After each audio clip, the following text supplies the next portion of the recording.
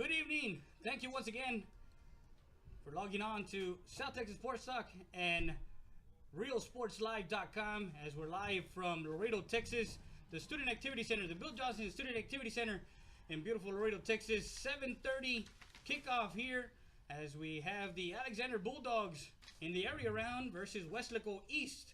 And we got a pretty good game coming up, and broadcasting to you is Freddie Rea alongside Joe Bowling from Real Sports Live as we get set for another playoff game as we're here earlier in the day getting the playoff atmosphere. The Vela Sabercats took on the Eagle Pass Eagles, 28-10 win. So now it's nighttime here in Texas, Friday night football as the Weslaco East Wildcats take on the Laredo Alexander Bulldogs representing District 29 6A. Joe, how are we doing tonight? Hey, doing great. It finally feels like playoff football. This afternoon, it kind of felt like football, playoff weather, but right now, Friday night, back in action, and we're in past Thanksgiving, so we're in playoff football mode right now. Playoff football mode is we're about 4:20 to the start of the game. And we have the Weslaco East team coming in 8-3 overall. After winning last week for San Juan Alamo, they beat them 49-13. For the Laredo Alexander Bulldogs, they come in at 6-5 overall, 5-2 in district as they cemented their third place in District 29 6A. They actually got into the area round, beating Nicky Rowe 42-17. So, what is your take on tonight's game as you see it, Joe? My take is Laredo Alexander's defense had better be prepared for things that they may not have got to watch in the film room, because this Weslaco East team is a football team that has had to overcome some injuries from early in the season, and they have overcome those injuries. Now guys are coming back that were injured before, so you didn't see them on film, and even though you may see them one or two games, you didn't see who the replacements were because they rotated in man after man after man, just trying to find out who they went. One of the primary ball carriers, for instance, Josh Gonzalez, didn't even start the season in a football uniform. It was after 3 injuries that coach went to him and said, I need you to play for me. You can be my starting running back. He came out, has been productive since. And we have the playing of the national anthem. We'll be back with more after this.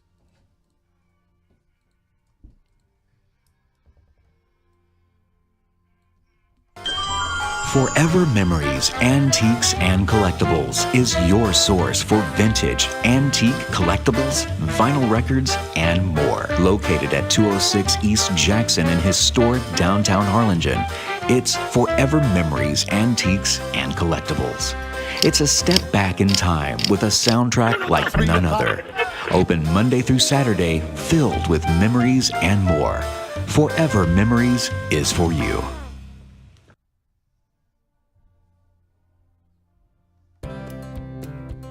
My name is Ben Smith, and I'm the general manager at the Palm View location. The sales staff at Mott's can help you find the right materials for the job. We're experienced, friendly, and eager to help. With that DIY project you've been waiting to start, or that large order you need to fill fast, our experts can help you figure out what's best for you and your budget. And if you're waiting over your head, we can point you in the right direction. Built on history, built on family, built on trust. Mott's Building Materials.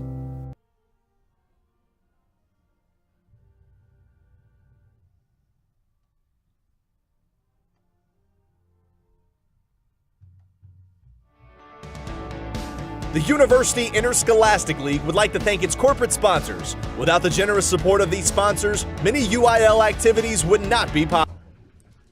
And after the playing of the national anthem, we're back as we have the press box here at the Laredo, the United ISD PAC. Jason Mack, LaredoMorningTimes.com. What's going on, Jason? As he was covering the Border Olympics for the Laredo Morning Times, and we also have Sergio Martinez of TexasHighSchoolFootball.com as Sergio is on hand for this game. We're about a minute away from kickoff. Beautiful Laredo, Texas, nightfall. Beautiful and also football weather. This is nice and cold. It's right around 60 degrees out there as we're coming up with the wind, and of course you have that crosswind here in at the Student Activity Complex in Laredo, Texas. We saw it earlier in the game at 2 o'clock when the kicker missed that field goal wide right. So we got Alexander coming into the field. They're the designated home team. They have a home playoff game in the second round.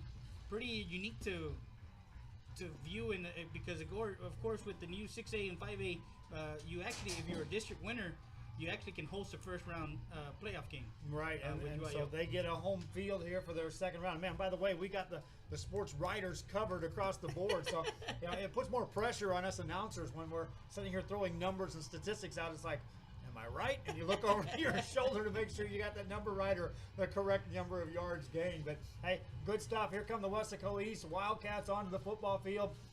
This is going to be a physical football game. I mean, a physical football game. And you know, this time of the season, you're coming in at times beaten, banged up. You didn't get a rest last week. You were in a playoff game last week, and so you had to bring it all. And these two teams are not going to back away from each other. We're going to see some hard hitting, and this could turn into just an outright slugfest. I thought we would have a scoring fest last game. That didn't happen. Yeah. But I'm pretty much sure that this is going to be a lot of hard hitting football coming at us right here. Now some backstory on Weslaco East. They actually have been in the playoffs. You said about the last 10 or 15 or about 10 11 years, and one of the coaches from Weslaco East, Michael Brown, actually went to Del Rio High School. So the past couple of years, Del Rio and Weslaco East have met in the area round. Last year, Weslaco East got the upper hand, and now in the previous year, Del Rio got the upper hand and made it to the regional quarterfinals. So yeah, they're both used to getting around and playing at this time of year, and there'll be no strangers, and the coaches have no problem understanding how to get kids motivated to play at this level. Our kickoff will be Weslaco East. They'll be kicking off, and Laredo Alexander, the home team, will be receiving it. And Freddie, what a game we're expecting here. We're expecting again a game that Alexander can play physical when they want to. I've seen them this whole season.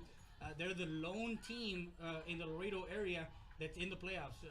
Every Laredo team that has played in the playoffs is already out. This is the lone team, so hopefully they get to see the quarterfinals, and that ball goes deep into the end zone and through the end zone for a touchback as the Weslaco East kicker kicks it in through the end zone. That's the way we'll start this football game. That's Freddie Herrera. I'm Joe Bowling.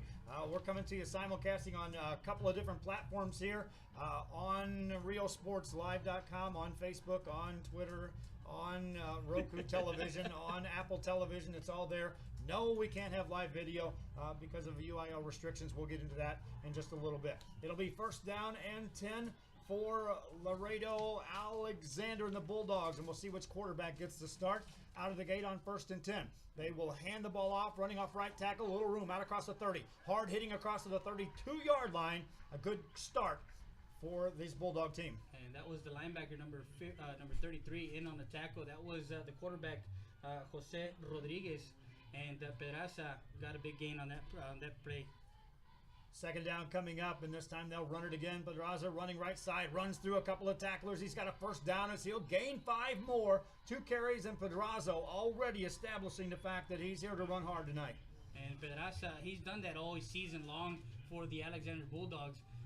They're going to run that spread offense with 3 receivers set to the far side, 1 to the near side, and the shotgun formation. So it's a first and 10 Bulldogs from the 39. Jose Rodriguez, by the way, is a starting quarterback. He will be platooning, we're expecting, with Matt Connor throughout the ballgame. Handoff again. Pedraza has a little room, takes it across the 40-yard line. Then it's going to be thrown heavily backwards. Hard hitting by the Weslaco Wildcats, but before that, Pedraza ends up gaining right at 2.5, call it 3. And that's the 42-yard line. In on the tackle was Michael Gonzalez, the outside linebacker for Weslaco East, and that linebacker crew is going to be pretty busy tonight. Camilo Pedraza already 3 carries. All offense thus far belongs to him. On second down pass play, and look over the left-hand side. It's going to be dropped. Intended for Pierce Neal. Should have caught it. Didn't happen. No, and it was one of those quick passes, slants in the inside. Could not get his hands on it. Feeling the pressure from the safety there. So it's dropped for an incomplete pass. This is where the Wildcat defense will get you. They can pin their ears back. They get you in these third and long situations.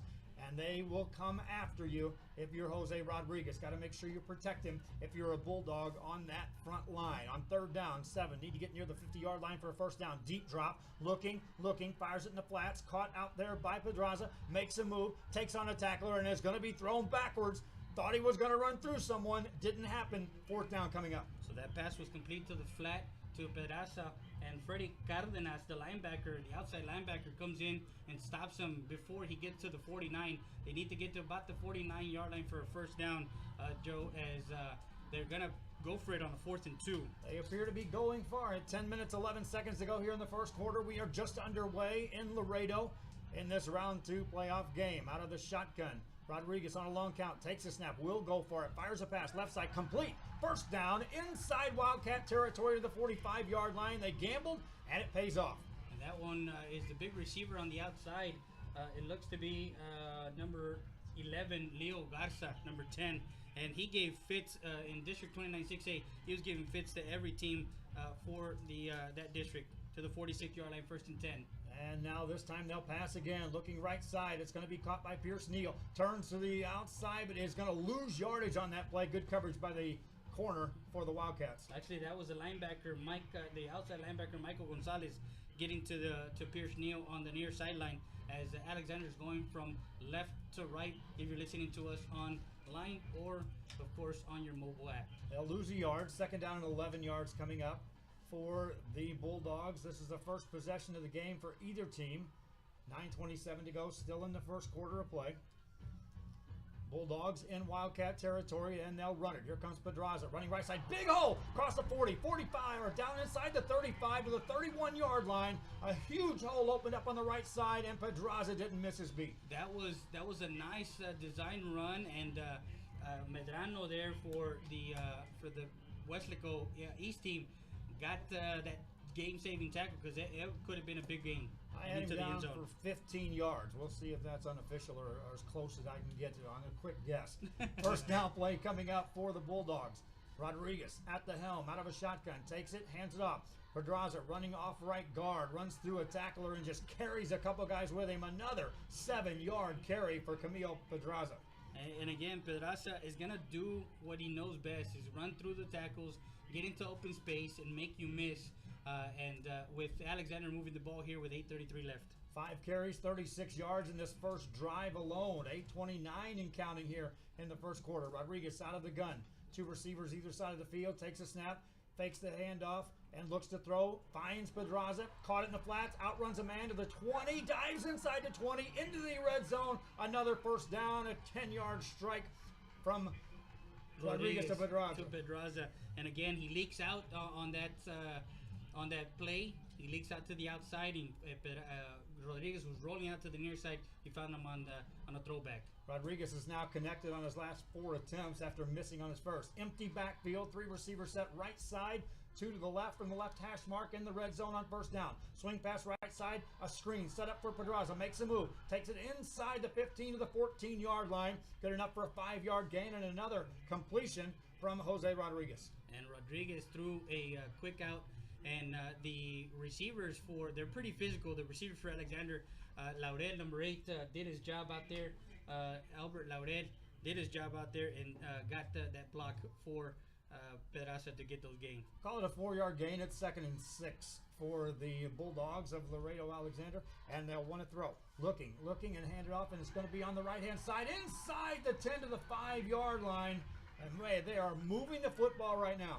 And that was to Albert Laurel, their big-time receiver, as Laurel took a ball coming into the inside on a rub route as Rodriguez connected to him. And he's pretty dangerous even on a seam route. So they got to look at that. They're down to the 4-yard line, 1st and goal to go for the Alexander Bulldogs with 7 minutes left. Gotta like your chances if you're a Bulldog fan. You got Pedraza in the backfield, standing there beside his quarterback, Jose Rodriguez. 1st and goal. And Rodriguez wants to throw. Rolls right, fires right, touchdown. Looks easy. 1 drive, 1 score, and the Bulldogs offense was clicking. And that was a touchdown to Laurel. He made a move to the inside on the DB and a quick out to the near pylon, and 6 touchdown for the Bulldogs with 6:47 left here in the first quarter. opening drive for the Bulldogs. They come to play today. They ran the ball 5 times. They threw the ball 7 times with the 1 incompletion, 8 passing attempts. That was an impressive drive. Extra point, long, high, and good. 7-0. Laredo Alexander sets the tone. And we'll be back with more after this. You're listening to Freddie there and Joe Bowling, Mixer.com, RealSportsLive.com.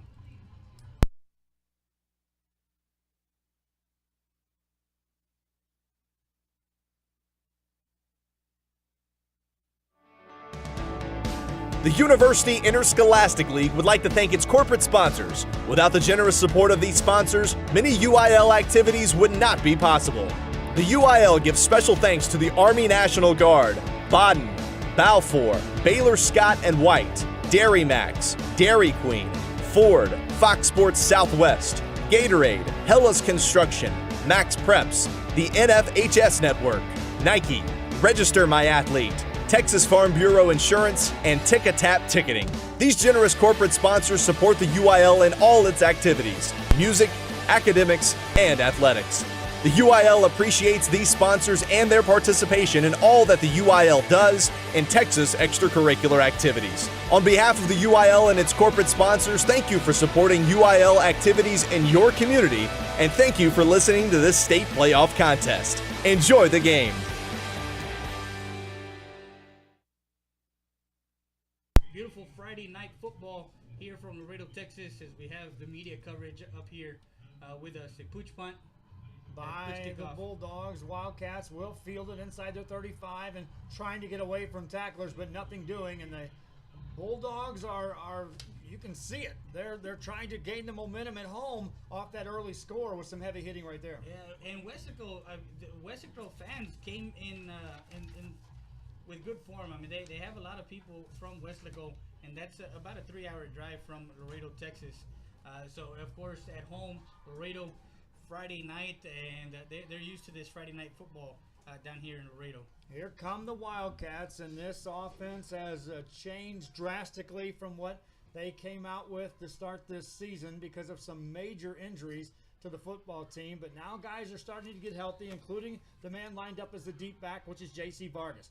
Turning, Lefevre pitches back. Vargas makes a move at the right side. Hemmed in, hit hard. Down he goes, lost a couple. And that one was number 34, I believe, on the 94. I'm trying to check the number for the D line that got to him as he read the play to the outside, got inside of the tackle, and got in for the 1-yard loss, or actually no gain on the play. They gave him progress back to the line of scrimmage. Richard Lefevre, the big senior quarterback, stands about 6'4", and he may be taller than that, my friends. He's standing in a shotgun by himself. On second down, gonna run it himself. Running hard, tripped up and down he goes. He gained just a little bit of yards there. They're trying to be physical up front, and they actually came down and it was the linebacker that came in crashing into to get under the feet of Lefevre. Lefevre's a big body, and they hit him low, chopped him down, and he went up and down in a hurry. 3rd and long, and this is not where Weslaco's offense, the Weslaco East offense, wants to operate on any given down. I know Coach Burgett well, and this is not anywhere near his favorite play call. Swing pass out to Vargas, catches, makes a man miss, takes it across the 40, and he's got a first down, tackled from behind, but that's enough for a first down, just enough. They needed about 7, they got 9. And that was Carlos Huerta on the tackle, the DB. He's a junior. He saw a lot of play with the spread offense. You got to be a good DB and a good open field tackler in District 29 6A. J.C. Vargas only got to play limited action in district action. Was hurt in the San Benito game. And then this team, he was the 3rd guy to go down as they started losing their 1st, 2nd, and 3rd offensive options out of the gate as they entered district play. But now he's back, and he lines up now, this time a new carry on the right-hand side, running hard out across the 48, 49-yard line, and then thrown backwards. That was Derek Ibarra, the running back for Weslaco East, in the backfield for his first touch of the game. He gained about 5 yards to midfield. So the ball is placed at the 50-yard line. Ibarra running hard, and this team has got probably realistically 6 guys that could carry the football. And who knows what developed over this week in practice. They may have another guy. You just don't know because he's had to deal with all the injuries. He just started platooning guys and seeing who was ready to go. Vargas this time on a carry, and he'll get maybe back to the line of scrimmage this time, not more than that. Yeah, that was a nice play by the linebacker. It looks like number 15, Seth Peña, the junior linebacker, came in on a blitz and fished out that wildcat formation with number 1 in the backfield, J.C. Vargas. Vargas that time will lose a yard, and now they'll bring up a 3rd down, and well, it's called 7. It's closer to 6 yards to go. If they get to the 45 of the Bulldogs, the Wildcats will keep this drive alive. 2 backs in the backfield to replace, and they quick snap right to Vargas, running hard right side, hitting the backfield, and down he goes. And again, they're playing run first, so they're not even thinking about the receiver on the far side because again they're in a run formation, so they're being very aggressive and getting back in the backfield, getting past those blocks and into the backfield. So the Bulldogs come out swinging. They score first on the opening drive, and now they get the stop, force the punt situation for the Weslaco East Wildcats. And with 3:30 to go in the first quarter, if you're going to start scoring this in a boxing match, well, the first round belongs all to the Bulldogs. That's not a knockout, but it sure is some heavy hitting right out of the gate. Good snap to the punter. Gets it away. Low kick away from the return man. Takes a Wildcat bounce and then goes out of bounds inside the 20-yard line. Marked down probably around the 17.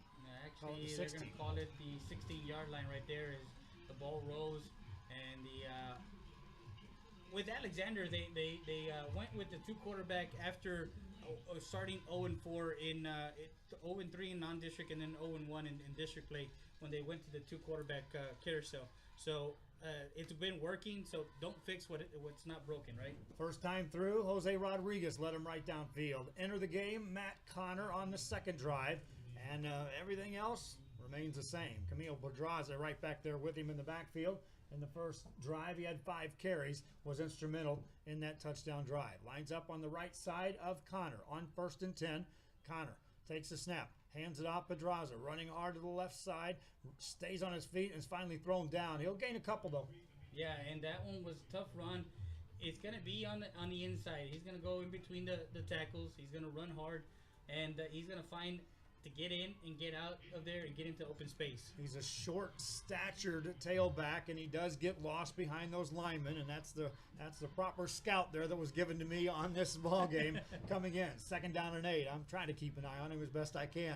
I'll never call him down until I hear a whistle myself. On 2nd down, Connor wants to throw. Deep drop, swings pass, batted back down and incomplete. And that was number 43 for the Wildcats, Gerald Garza, the defensive lineman or the defensive end, making the play there, acknowledging that Connor was looking out to the flat, and he put his big paw up to get that the ball batted down.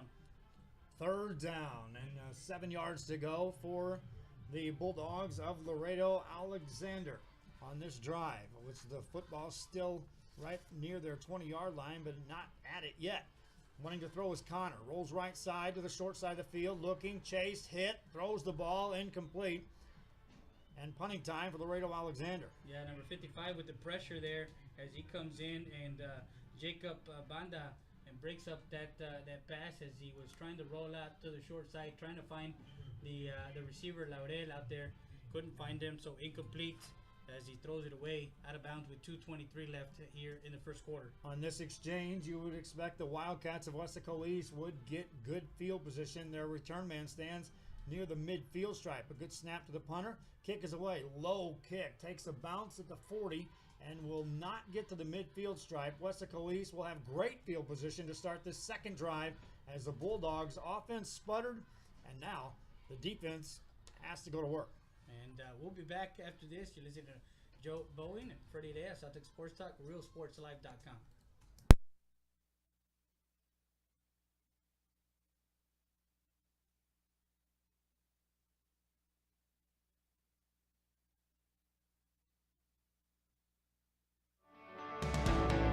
The University Interscholastic League would like to thank its corporate sponsors. Without the generous support of these sponsors, many UIL activities would not be possible. The UIL gives special thanks to the Army National Guard, Baden, Balfour, Baylor Scott and White, Dairy Max, Dairy Queen, Ford, Fox Sports Southwest, Gatorade, Hellas Construction, Max Preps, the NFHS Network, Nike, Register.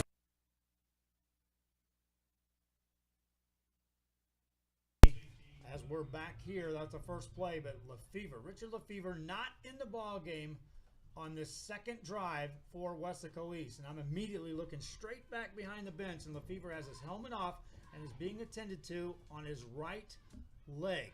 And so we go back to that first tackle when he was upended by a low hit that upended him. Well, they averaged 261 yards rushing, and 70% of that is Lefevre. So if you don't have Lefevre in, it's going to be kind of tough. Hand off to Vargas, running hard over the right side, and he'll gain a couple more with 3rd and 5 coming up. A nice play by the linebacker and the safety coming in for that run support for the Alexander Bulldogs, as Vargas keeping in check as he gets to about the 41-yard line. A 3-yard gain brings a 3rd and 5. Trying to get the number of who's in at the quarterback. Number 16, Pedro Puente is the quarterback right now under center.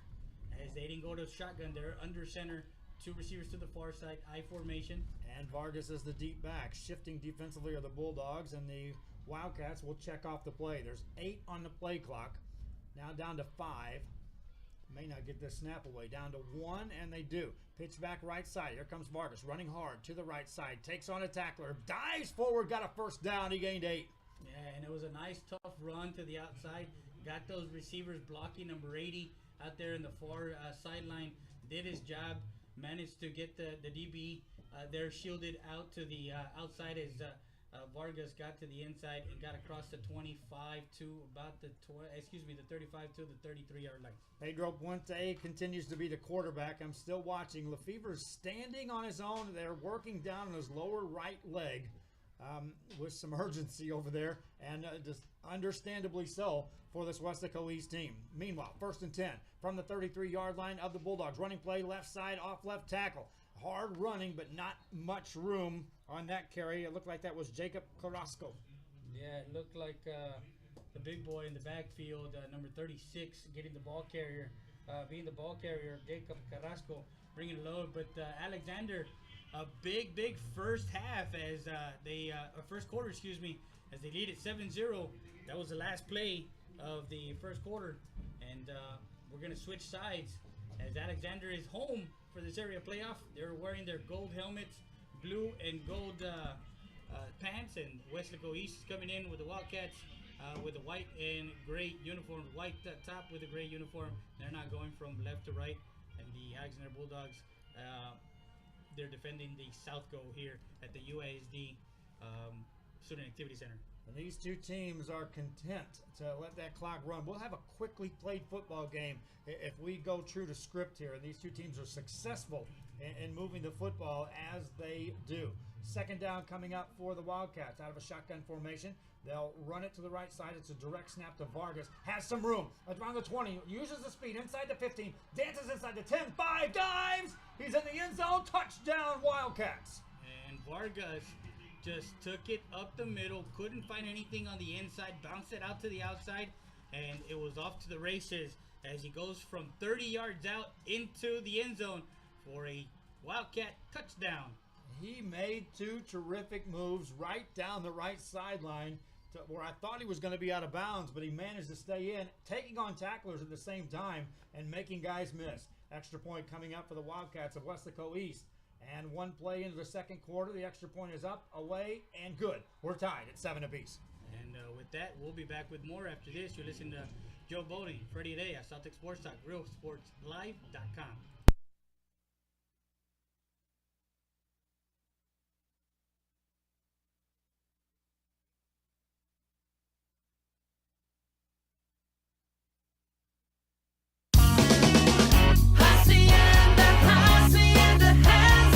Who has the ultimate Ford shopping experience? Hacienda has it. Who has a 2-year maintenance program with every vehicle? Hacienda has it.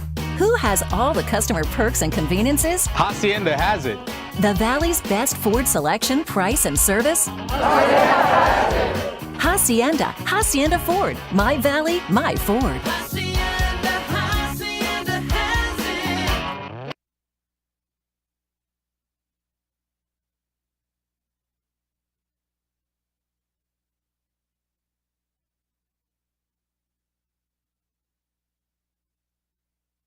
Back live from beautiful Laredo, Texas, the Bill Johnson Student Activity Complex, as we have Joe Bowling, myself, Freddie Dea, and we have media coverage from Texas High School Football.com, and of course the Laredo Morning Times Online.com. Make sure you guys go and listen up to their, or actually read up their reads on this game, as the ball gets taken at the 5 and brought up at number 3 for Wildcats. What a big hit by Freddie Cardenas that time to end any thoughts of a big return on that after the Weslaco East Wildcats scored. And now here come the Bulldogs, and let's see who starts the quarterback for this drive. So it was a 5-play drive, and it was all Vargas as 5 plays, and he had that 30-yard touchdown run on a Wildcat keep. And I'm watching behind the Wildcat offense line over there, and Lefevre's on his own power, walking up and down the sidelines. I think he's going to be okay. Jose Rodriguez, the quarterback, he led the team downfield and scored on his opening drive. Second time that he's on the field, directing the team from the offensive perspective. Hands it off to Pedraza, bounces it to the outside on the left side, ends up gaining 4. Wow, he gets across that line of scrimmage in a hurry. Oh, yeah, he's a quick back, and he gave fits to everybody in the District 29 6A schedule.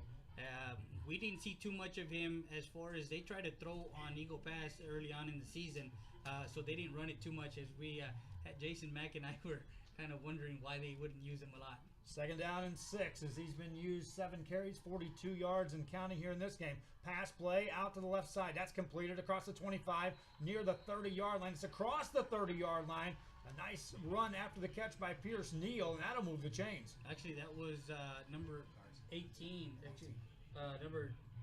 Number 10, Leo Garza. And that gentleman is a big boy to bring down after he catches. That was a nice quick pass to Garza, number 10, from number 9, complete. Second catch for Garza in the ball game, and a pass play again. No, a handoff on a delay. Pedraza running left side. He'll get taken down by a couple of Wildcats after just a short gain on the play. And that was a nice play by the linebacker to come in from the inside, and as they were pulling the guard on that one, on a delay handoff to the, no gain on that play. Second down to go. Actually, no one. Yeah, got him a yard, maybe a yard and a half on that play. Second down play coming up with 10:23 to go on a quickly played first half. Now, a pass play to the left side. That's completed for a gain of about 7 more. Another completion to Garza, his third catch.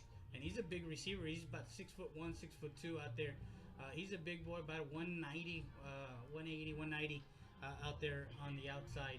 And against that Weslaco East DB, who's a bit smaller. He's about 5'7", 5'8", so he's going to have his hands full.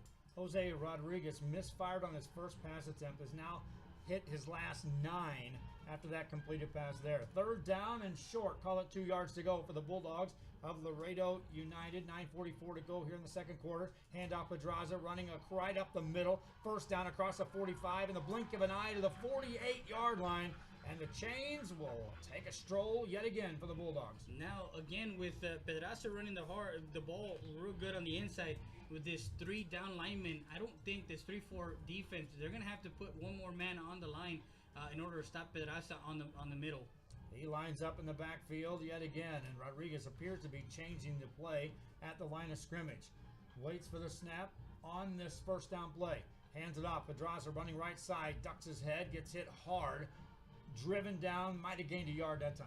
Yeah, and he put his head down. He knew that the hit was going to come from number 48 and number 3. As we see number 26 on the outside, Carlos Espinosa, the outside linebacker, coming in and now being a down lineman on the line, as far as making sure that he doesn't create that running into the outside. Second and 9 coming up for Laredo Alexander, who scored first. Now trying to answer the Weslaco East score. and retake the lead. 8:43 to go here in the half. Pass play to the right side. It's going to be caught on a screen, and a huge hit delivered, and that gained a yard, no more than that. And Laredo, he's been known to get those short passes and take them for big runs after the catch. But right there, number 3 in for the tackle, Freddy Cardenas for Weslaco East, and gained 2 yards on that one. It's a 3rd and 7 for Alexander. That goes for another completed pass for Jose Rodriguez, but Laredo will know that there's guys out there in that secondary that can hit after receiving that blow. He got back up, he's okay. 2 receivers out to the right-hand side. 2 backs in the backfield now. One in the offset to the left, and now they'll shift Pedraza over to the left side. Before the snap, though, you could see there was confusion on that offensive end. Timeout call. Yeah, timeout, and we'll take a timeout. We'll be back with more after this. You listen to Joe Bowden, Freddie Heredia, South Texas Sports Site, Mixer.com.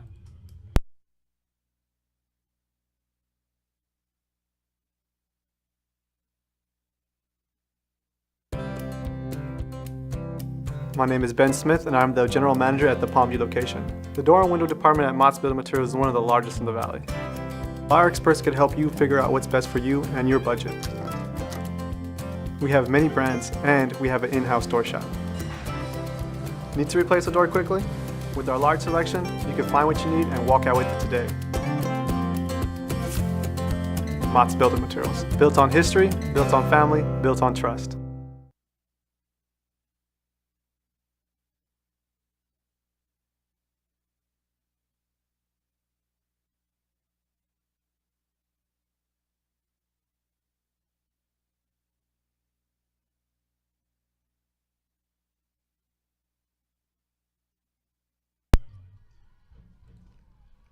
Back live. And the Bulldogs will throw the ball on 3rd and long. After a timeout, a high pass, incomplete in the direction of Pierce Neal. Incompleted pass. I think it was Neal over there. Nope, No, it was going to be Garza again. Yeah, they're going to be looking at Garza on the short yardage situations. If they're in the 5-yard mark, 5 to 7 yards, they're going to go to Garza. He's a big receiver going up against these small DBs of Weslaco East. So that's incomplete. And there's going to be the punter coming out, number 43 for Laredo Alexander, and that's Frank Cardenas, the senior. So the Wildcats defense stiffens after giving up points in the first drive. The punt is away. It's a low kick. It's going to take a bounce inside the Wildcat 15 and roll back outside the 15. Between the 15 and 16-yard line, that's where they'll take over 1st and 10. But they gave up an early score, and then suddenly the Wildcat defense has stopped the Bulldogs on 2 consecutive trips. Ramsey Vasquez, the back deep that was back deep to receive that punt, told one of his players to move out of the way because it was probably gonna hit him if he didn't move. As the ball took a Alexander bounce to the 16-yard line. Stops the clock with 7:41 remaining in the half, and here come the Wildcats offense back onto the football field, and Richard Lefevre is not in the game to start this drive. We'll continue to watch progress on what may have happened to the senior quarterback.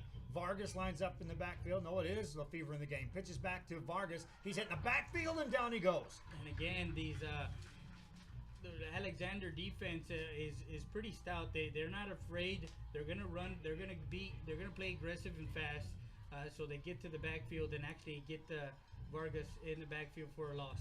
8 carries for Vargas now, and he is the man as far as running the football here for the Weslaco East. Lefevre, who was attended to during that last drive, is in the game, lines up in a shotgun formation.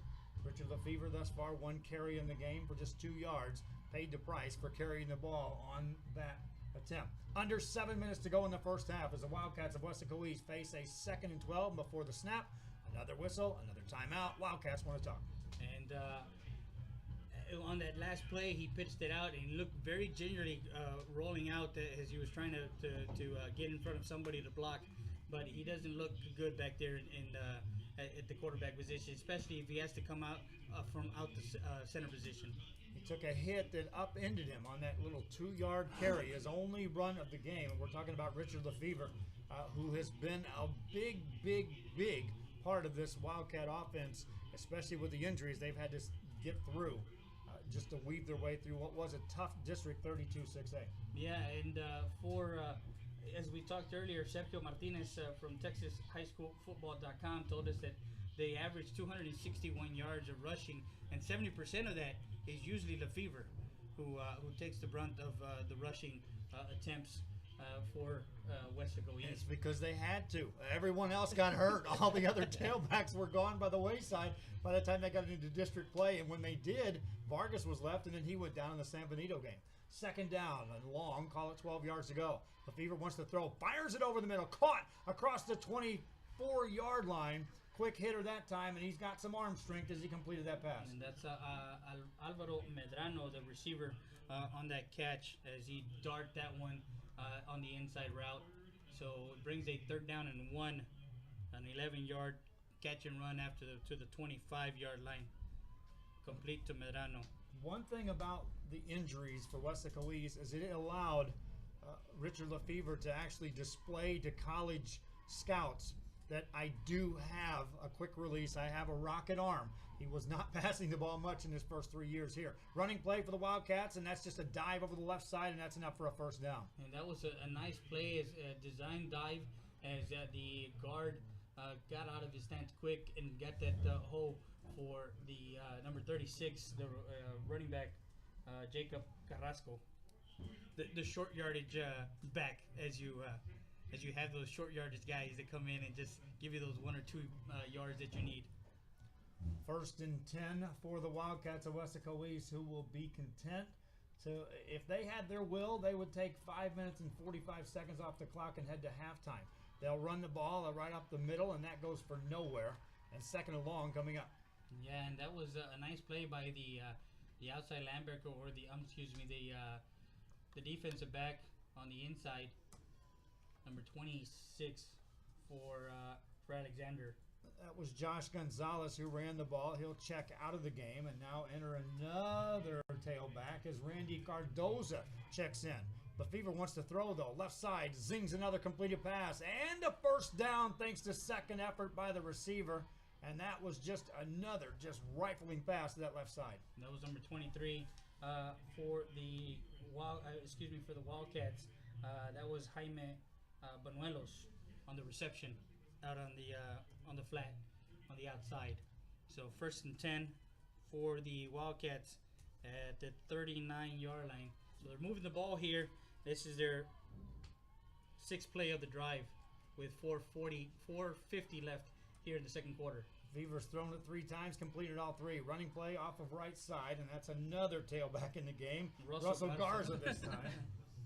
So again, like you said, most of after those injuries, a lot of coaches, have that mentality, that next man mentality. Who's the next man up, and who's gonna, answer the call to, contribute to the team. In the case of Michael Burgett, it's the next 6 men up because he's just running more and more guys in the field. And we probably haven't seen the last of new ball carriers in the game. Pass tip, nearly intercepted by the Bulldogs. Lefevre, lucky to get that one back. And that play again, the defensive end on the outside was able to get his paws and almost an interception. And we haven't had a turnover here in this ball game early. So, the momentum in playoff atmosphere, the momentum is going to carry the team for the most part. Clock is running. There's 4:13 left here in the 1st half. I covered the Weslaco East team on television for 6 years, and they were my favorite team on Friday nights because I knew I was going home early. Pass play for Lefevre. Drops deep back. Now he throws one in traffic, intercepted at the 30. Down the sideline to the 25 for the Bulldogs, and that was just an underthrown pass, and the Bulldogs didn't miss the chance. Yeah, they sniffed it out. They read they were trying to come up with a screenplay, and that was a nice play by the linebacker to get in front of the ball and intercepted. That was number 97, on that Matthew Vasquez, the junior defensive lineman for Alexander. So they have it at the Wildcat 23-yard line. 23-yard line, first turnover of the ball game, and this could be instrumental in points on the board for the Bulldogs. Rodriguez back into the quarterback. He'll direct the show on this first down play. Pedraza in the backfield, whistle blows. Here come the penalty flags. And that's the first hanky we see today, and that's something new because we didn't see many of those in that first quarter. So there was a pre-snap penalty as they move him back 5 yards. So back to the 28. And after the interception, it's gonna happen to see is Alexander gonna capitalize on this turnover. Wildcat defense will pin their ears back and come after Rodriguez if they get a chance here.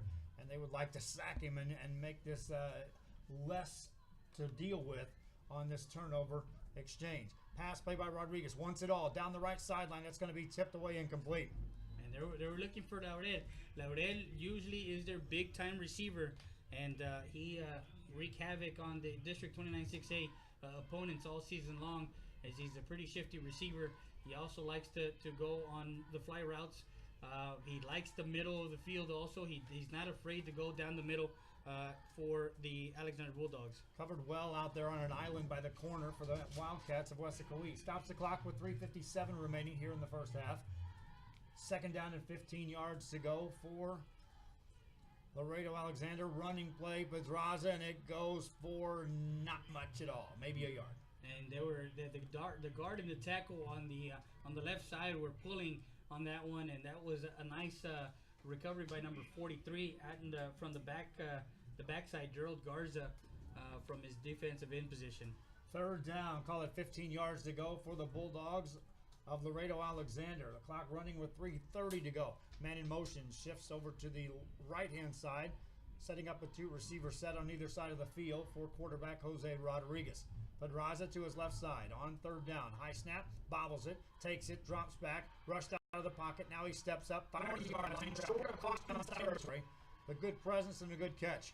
And again, that big receiver, Leo Garza, is going to have those 50-50 balls as he's going to make any short receiver pay the price as he can go up the middle, down the sideline. But he's very physical. He's a very physical presence out there. Would have been enough for a first down had the Bulldogs not been contending with the extra 5 yards taxed on that offsides call. So they'll bring in the field goal unit and attempt a 35-yard field goal from the left hash. There's a little wind at the back of the kicker on this play. Good snap, the ball's down, the kick is up, it's long, it's high, and it is through. And it just caught the goalpost, inside the goalpost. That's Mauricio Garcia who puts it through for a 10-7 lead with 2:28 left. So they do get points off the turnover. It's only 3, but yet again, it's points. Points is points. When you're in playoff football, you look back and glance at when did you have chances to score and did you or not. In this case, yes, 3 points is 3 points. So it was good from 35 yards out as he hits it, and they're up 10-7. So as we talked briefly when we started the telecast or the broadcast, excuse me, we knew it was going to be a back and forth game, and Weslaco East, of course, getting hit in the mouth early on. They respond, they come back, and so again, it's how they're going to respond after this. And in reality, the defense can walk to the sideline saying, listen, they didn't do much against us right there. They gained ultimately 5 yards on that possession and got the field goal, but look where they started to drive. So since that opening drive, the Weslaco East Wildcat defense appears to be taking control of the line of scrimmage there. Short kick again. Wildcats will feel it inside the 25, back across the 30 to about the 31, and that's where the Wildcats will start this next drive. Now down yet again, this time 10-7.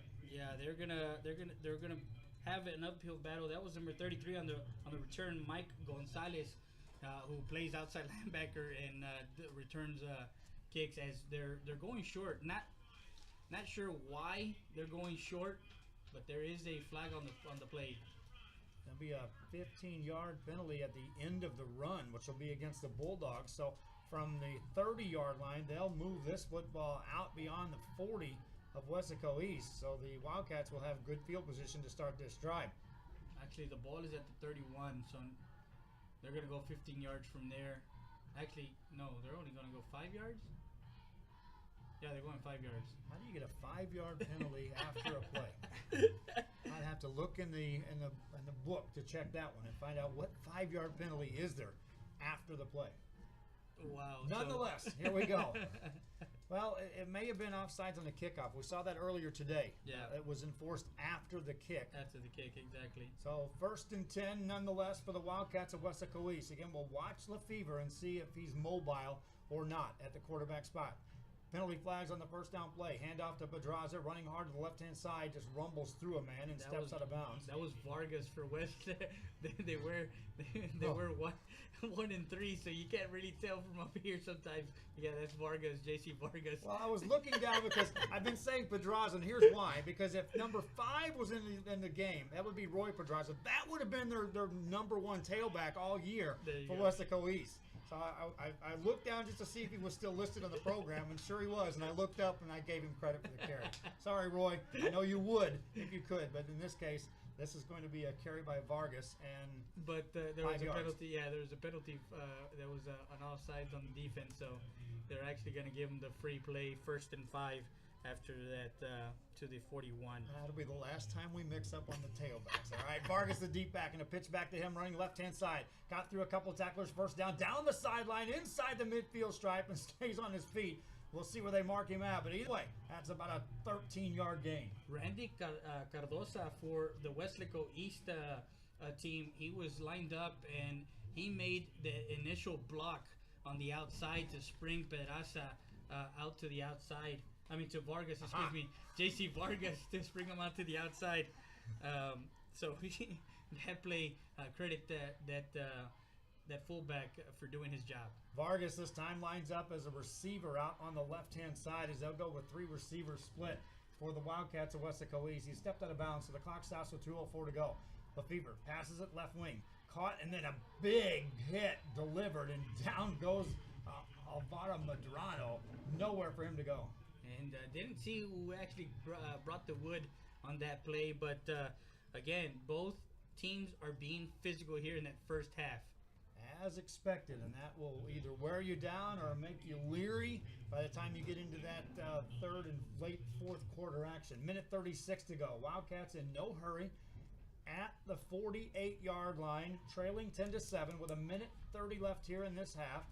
And they'll pitch it or snap it directly to Vargas. Bounces it outside, left-hand side, and he went forward near the 40, out of bounds, somewhere near the marker, short this time by a couple of yards. Actually, yeah, but Lefevre was actually lined up as the fullback on that on that play. Kind of weird to see a quarterback line up as far as in the Wildcat formation. He was the fullback, and not quite sure why they're using him as a blocker. He's a big boy, but you don't want to get him hurt. Well, think about it, though. If he is lined up at a fullback, do you want to be taking on that guy knowing there's a ball carrier behind him? No, not really.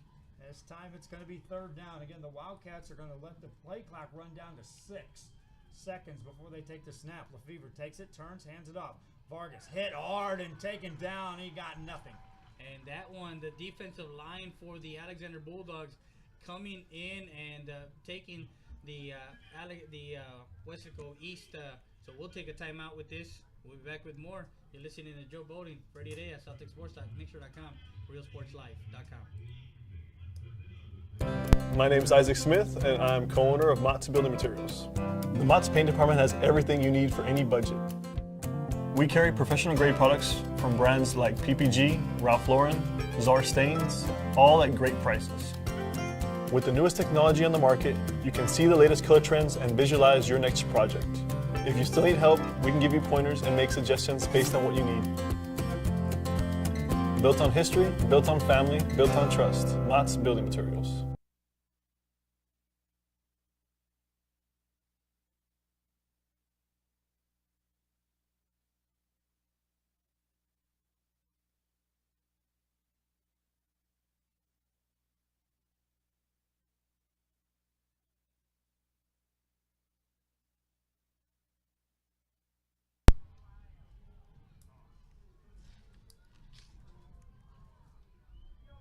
Back here after the timeout, and Weslaco East appears to be going for it on 4th and 3. Lefevre takes a snap, pitches back to Vargas. He's hit, and he will not get a first down. And that play was a big play for the Alexander defense as they showed up on that play. That was number 97 again.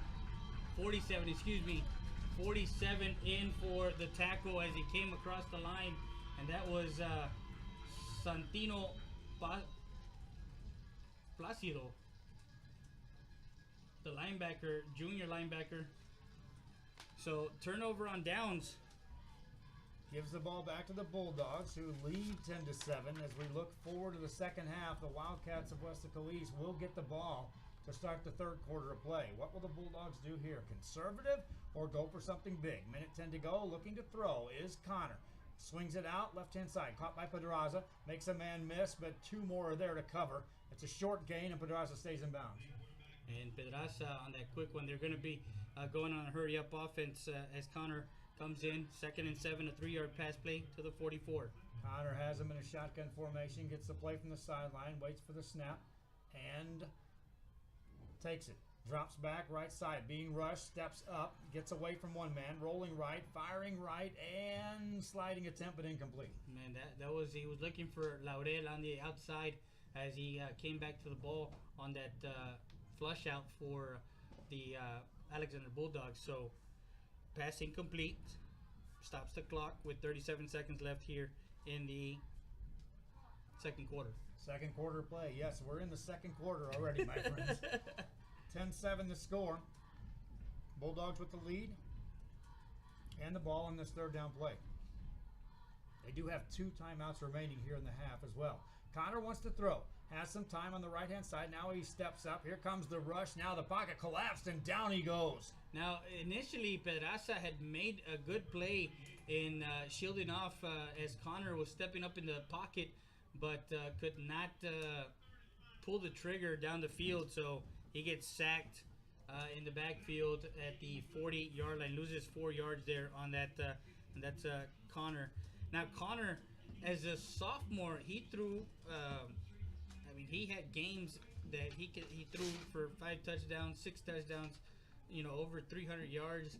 He did it to Eagle Pass 2 years ago, now in the game this year, he wasn't himself, and that's after that game. Coach Joel Lopez for Alexander went to that quarterback carousel as far as putting the hot hand, Rodriguez or Connor. Weslaco East did call a timeout there. That's their third of the half, and they'll send back to return the kick. Ramsey Vasquez is a defensive back and a receiver. He'll line up as a deep man inside his 25-yard line, waiting for this punt with 27 seconds left in the half. It's a short kick away from the return man.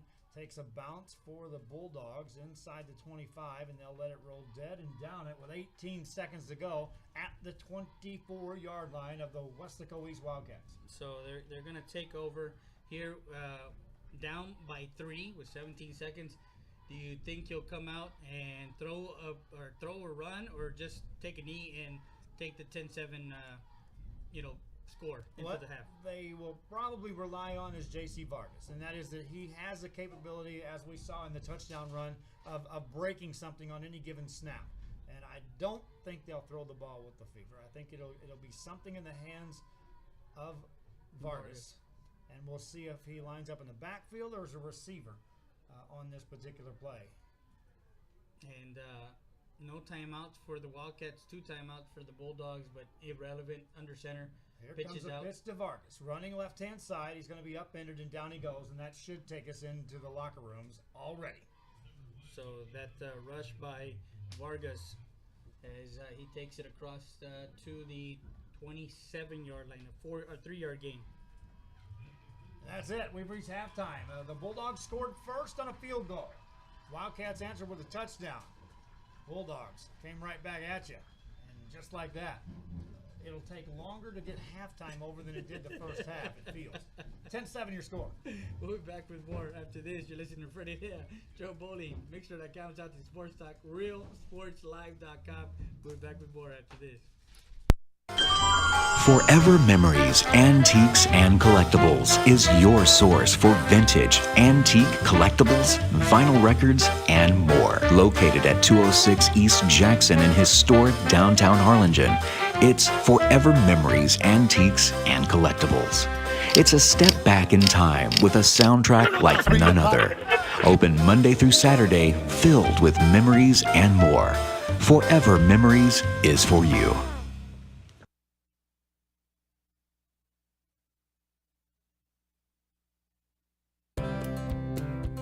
My name is Ben Smith, and I'm the general manager at the Palmview location. The sales staff at Mott's can help you find the right materials for the job. We're experienced, friendly, and eager to help. With that DIY project you've been waiting to start, or that large order you need to fill fast, our experts can help you figure out what's best for you and your budget. And if you're way in over your head, we can point you in the right direction.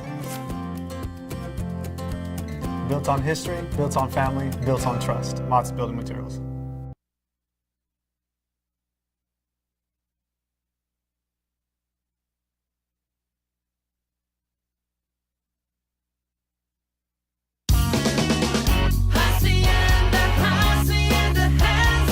Who has the ultimate Ford shopping experience? Hacienda has it.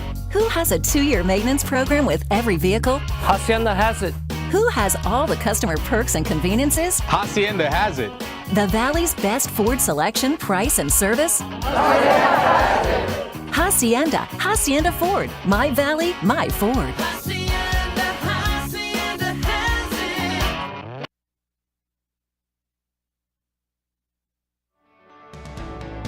The University Interscholastic League would like to thank its corporate sponsors. Without the generous support of these sponsors, many UIL activities would not be possible.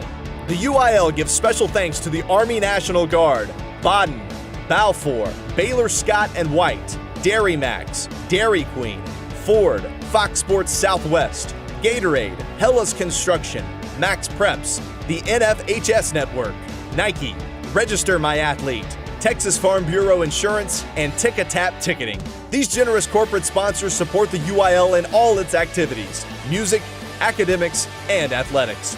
The UIL appreciates these sponsors and their participation in all that the UIL does in Texas extracurricular activities. On behalf of the UIL and its corporate sponsors, thank you for supporting UIL activities in your community, and thank you for listening to this state playoff contest. Enjoy the game.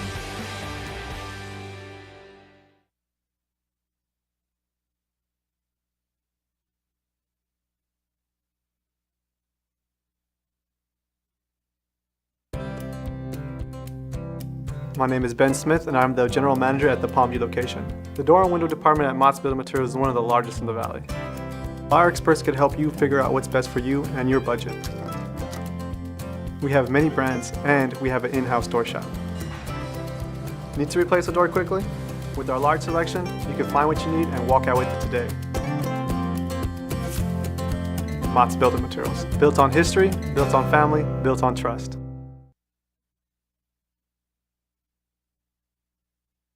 Area playoff action, Texas high school football. 20 minutes left at halftime, 10-7, and we're going to go to the scoring drives as Alexander took the opening kickoff, 13-play drive, 75 yards, as Rodriguez found Laredo from 4 yards out with 6:47 in the first quarter as they take this early 7-0 lead. And then Weslaco East manages to come back with a 5-play drive, 46 yards on a short field with 11:48 in the second quarter, a 30-yard touchdown rush by JC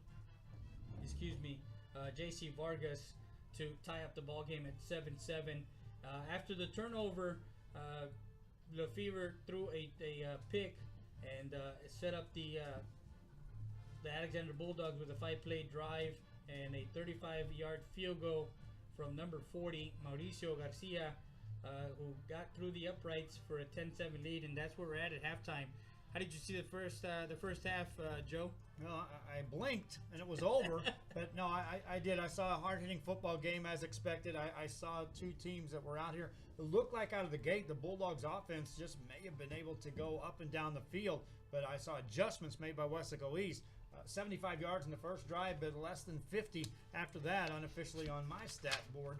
And but as we talked about at the 2 o'clock game, there's no reason why any coach or any player in either locker room isn't looking around saying we got this game, we can win this football game, and realistically, anybody can win a 10-7 ball game. Oh yeah, and when it gets to this time of year in football, you know your MO, you know what you need to do, you know how everybody plays already. So Alexander, of course, coming in from a District 29 6A, who of course they play United, they play LBJ, Southwest, South San, Eagle Pass, Del Rio. Early on, it looked like Alexander wasn't going to make the playoffs, and they solidified their spot in the third place in the district, winning some big games late in the season. And of course, for the Weslaco East team, they are on a 5-game winning streak coming into this game. And the Weslaco East team is an evolving football team as we speak, because of the fact that injuries have just plagued them. They had Freddie Gonzalez, they had Roy Pedraza, and they had J.C. Vargas. Those were the 3 guys that were supposed to run the football 90% of the time, and then occasionally they would hand the ball off to Lefevre or let him keep it and let him run over someone when they're after all those backs. But Vargas went down last, Pedraza went down, Gonzalez went down, and Lefevre had to take over. And but now in this ball game, we saw Lefevre get hobbled on his first carry, has really been ineffective running the football. He hasn't carried it again, and adjustments being made. Well, we'll see what happens on this Weslaco East side. And don't miss the UIL Football State Championship on December 20th through the 23rd at the AT&T Stadium in Arlington, Texas. Tickets are available to purchase now through Ticketmaster. For more information, visit uiltexas.org. So make sure you guys don't forget to order your tickets for the state the UIL Football State Championship games in Arlington, Texas, as we're enjoying some halftime, and I believe it's the Weslaco band out in the field right now, as we're at halftime. Chick-fil-A Eagle Pass halftime report, as we're going to get some stats hopefully here in a bit, as we have a filled press box here with Mr. Sergio Martinez from TexasHighSchoolFootball.com. Hopefully he can plug us in both RealSportsLive.com and Mixer.com, South Texas Sports Talk. Of course, our good friend Jason Mack, who's been busy all weekend, as today he started the Border Olympics basketball tournament, and he's all over the place as he's back there not even listening to us. He's just writing away. He's trying to get everything the Laredo Morning Times. So make sure you guys go on LaredoMorningTimes.com and catch all the action. So man, we're surrounded by guys that are working just as hard as we are. I'm telling you, you can see them frantically going to work in that basketball tournament over here. I know we have some teams from the Rio Grande Valley that are over here in that, so I'll be anxious to kind of check up on some scores there. We're trying to follow some scores as well for fans listening back in the Rio Grande Valley area who are decidedly interested in not just the Weslaco East game, but games that are close by here on who's winning, who's losing. San Benito up on their game 20-7 on McCallum Memorial. That's in the first half. Rio Hondo getting beaten right now by Navarro by the score of 48-20. That's still in the first half. There's some points being scored over there, and I'll say it now. I was at the Rio Hondo game when they were down 28 points in the first half earlier this year and came back and beat Brownsville St. Joseph in a shootout. So don't count them out. Yeah. They're a football team that can score some points. Here, 10-7. 10-7. And earlier today, the Eagle Pass Eagles from District 29 6A, as they were the co-district champions, they fell to the Sabercats of Robert Vela, Edinburgh Robert Vela High School, 28-10. So their season is done. They're packing their shoulder pads and their helmets, and looking to next season, as they have some returning players. So for everybody else, Texas high school football playoffs, as the Sabercats actually are going to be going up against Austin Westlake. We found out Austin Westlake did a number on Smith and Valley earlier today. And to score that many points against that football team tells you beware Edinburgh Vela. You normally put in about 10 new plays a week. You might want to think about doubling that to get ready for a football team, and more importantly, get your defense ready, because here comes some firepower next week. And actually tomorrow, Saturday, we're tandeming again. We're tag teaming South Texas Sports.mixer.com and Real Sportslive.com. We're going to be bringing you the Southwest Los Fresnos game from Alamo Stadium, as we're going to be at the Rock Quarry tomorrow afternoon at 1 o'clock. As you have more updates, scores? Yeah, let me throw out some more scores that I've got. These are going to be of primary interest to the teams up here as well, because they know that they're going to be playing winners of these games. Earlier, Velen winning the game. Cal Allen beat Mercedes 47-12. Additional scores coming. Alice in overtime beats Sherryland 42-39. Corpus Christi Veterans Memorial in the fourth quarter leading 48-41 against Brownsville Veterans. All Saints in the TAPS division defeats Brownsville St. Joseph 47-14. Navarro right now over Rio Hondo 50-28. That's in the second quarter. Edna shutting out Lyford 31-0. McAllen Memorial is leading San Benito 21-20. And beware down there, because there's some fireworks that are coming. We talked all about Trevor Spates for 4 solid years as he went on his way to becoming the all-time leading rusher in the state of Texas. Well, his brother is moving on along here in his sophomore year, and they're winning 21-20 right now. Another score, Mission Veterans leading Flower Bluff 17-10. That's the scores I've got from the Rio Grande Valley area. Yeah, and in the we're gonna also, I was trying to check the other scores from the San Antonio area and whatnot. So as we look ahead, but we're gonna take a break. We'll be back after this. You're listening to Joe Bowling and Freddie Dea, SouthTexasSports.mixer.com, RealSportsLive.com. We'll be back with more after this. Mott's Lumberyard is one of the largest in the valley. If you need it, we have it. Everything from lumber, insulation, roofing, plywood, and sheetrock. After 45 years of business, we've basically came up with our own lumber philosophy that allows us to offer the best option to customers on any job. We know the area, we know the lumber, and most importantly, we know you. Built on history, built on family, built on trust. Mott's Building Materials. My name is Isaac Smith, and I'm co-owner of Mott's Building Materials. The Mott's Flooring Department has everything, with the largest in-stock selection in the valley. You can find vinyl and ceramic tile, hardwood, carpet, and vinyl flooring all under one roof.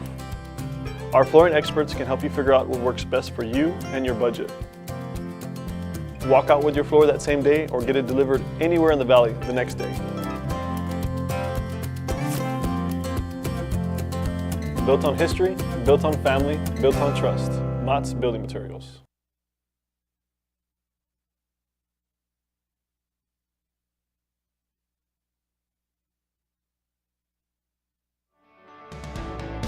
The University Interscholastic League would like to thank its corporate sponsors. Without the generous support of these sponsors, many UIL activities would not be possible. The UIL gives special thanks to the Army National Guard, Baden, Balfour, Baylor Scott and White, Dairy Max, Dairy Queen, Ford, Fox Sports Southwest, Gatorade, Hellas Construction, Max Preps, the NFHS Network, Nike, Register My Athlete, Texas Farm Bureau Insurance, and Tick-A-Tap Ticketing. These generous corporate sponsors support the UIL in all its activities, music, academics, and athletics. The UIL appreciates these sponsors and their participation in all that the UIL does in Texas extracurricular activities. On behalf of the UIL and its corporate sponsors, thank you for supporting UIL activities in your community, and thank you for listening to this state playoff contest. Enjoy the game.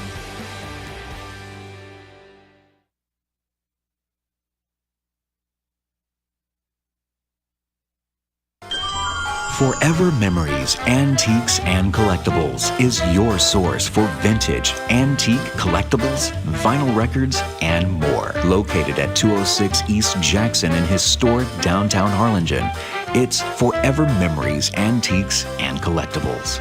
It's a step back in time with a soundtrack like none other. Open Monday through Saturday, filled with memories and more. Forever Memories is for you.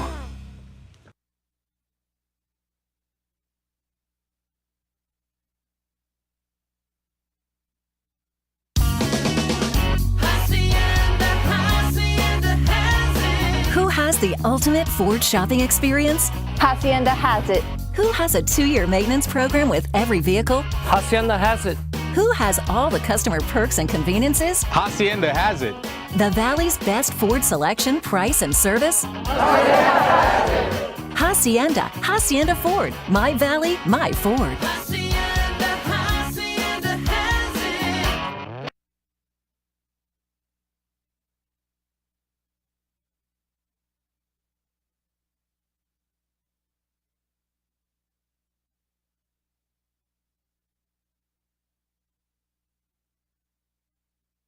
We are the UIL. From the coaches to the players to the educators. We've been in your shoes. Extracurricular activities are essential to the development of our youth. From proposed rule changes to the relaxation of transfer rules, we keep it fair. New academic contests, we hear you loud and clear. New events are music to our ears. We just added film. That's a wrap. Educational activities help young people become productive citizens. From staph infections to steroid use. To cardiac and concussions. Health and safety is a priority. Heat, heart, and health history. From heat-related illness to head injuries to heart-related issues to the medical history of students. Your well-being is our priority because we are the UIL. We are the UIL. We are the UIL. We are the UIL. We called each other. Actually, I got his number from a mutual friend, Mr. Guzman, put us together, and we talked, and we're gonna do video for the first game. Is he had gotten rights, and he's got the story on that, and as the video rights from Fox Sports Southwest, and again. You know, when you deal with corporations and stuff like that, it takes the everything away from the amateur sport and what UIL is trying to accomplish. Yeah, and here it is, fans, for you that are watching or listening to this game right now. Friday Night Football in itself is hard enough to get video on. UIL did allow a couple of games in week 1 to be broadcast with live video, but they selected the games in a trial basis just to kind of see if it affected attendance. Now we'll wait the actual what happened on that, the numbers game over the summer. But more importantly, they assigned all rights. Normally, Fox Sports would take over the rights in the semifinal round of the championship games at the high school football level. Well, this year is the first time that Fox Sports has taken the reins on every high school football game, and therefore any broadcast rights that are dealing with video has to go through Fox Sports. And having dealt with that for the past week, first and foremost, get your checkbook out and write $1,000. That's first, and then from there, multiple pages of a contract will then play out in which you cannot advertise any car dealerships, any insurance agency, any fast food restaurant, and so that takes the little guys, in this case us, away from being able to cater to primary advertisers in our small markets.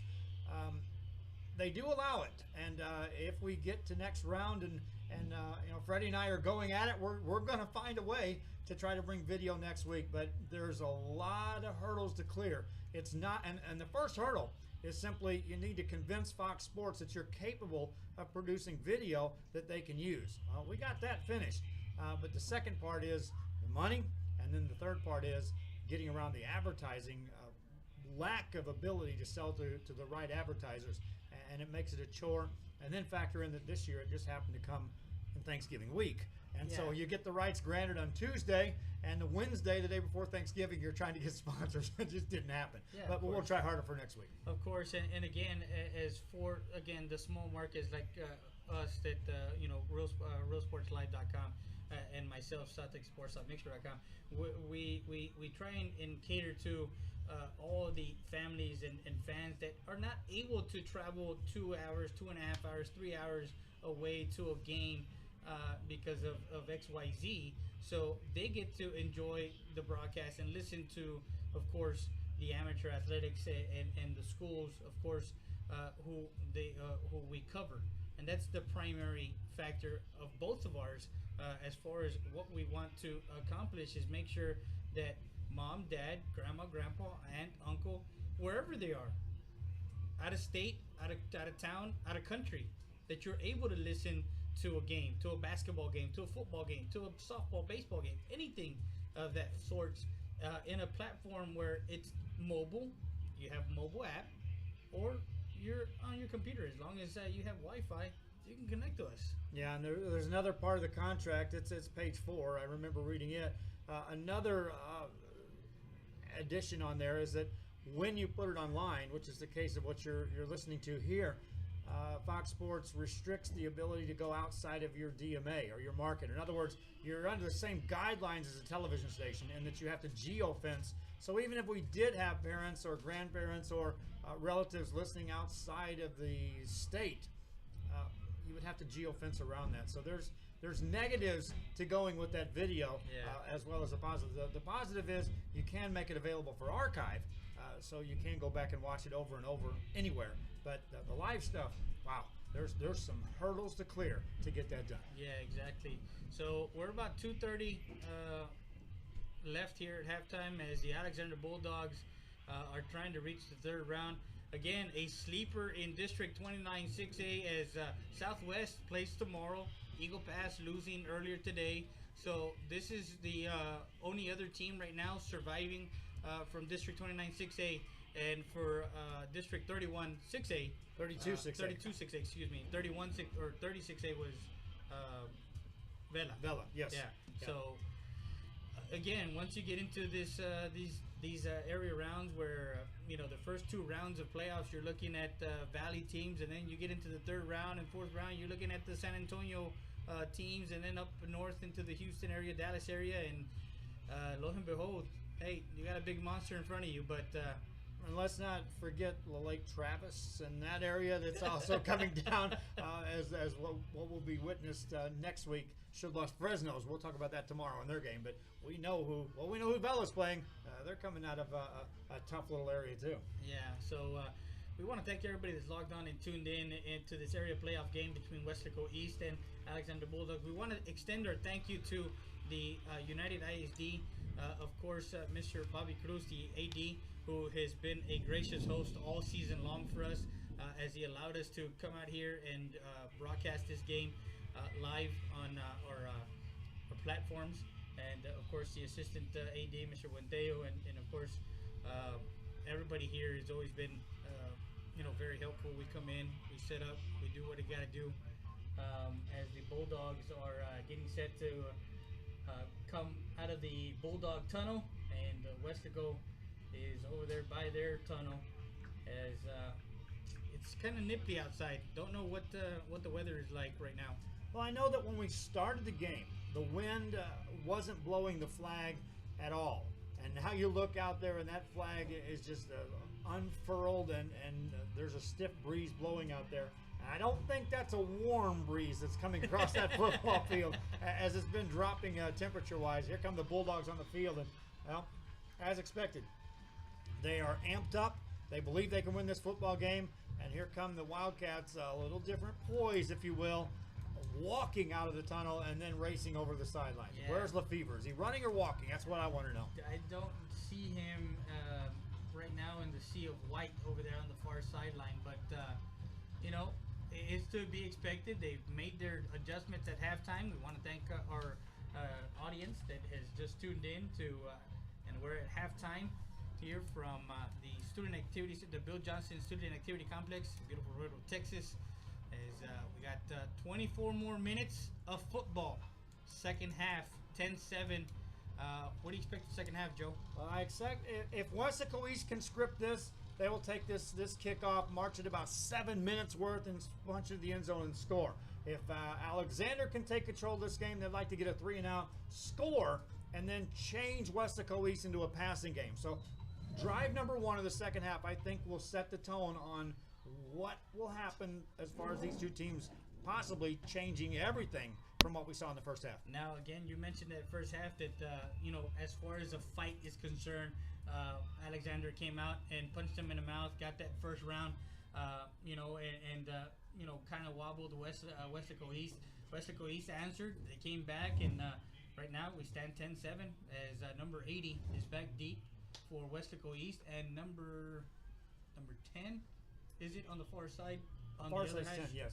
So it's number 80, Hector Sainz, and number 10 is Orlando Fuentes out there. And if that's 10, that's their kicker. Yeah, that's your kicker. I don't know what the kicker is doing out there. I'll tell you what he's doing back there. He probably got asked to run one drill, and hey, you did good enough. We're going to put you in on a particular play. Short kick. It's going to be dropped and then picked back up by the Wildcats. Out across the, well, it was a fair catch called for. So no advancement of the football. And that was Is that 10? That wasn't 10. No way, it's 20. Was it 20? It was 20, yeah. Couldn't see from up here. It wouldn't shock me, okay? It wouldn't shock me, but... Didn't have my my binoculars, but Randy Cardosa there for the Weslaco East team actually called fair catch. The coaches down here on the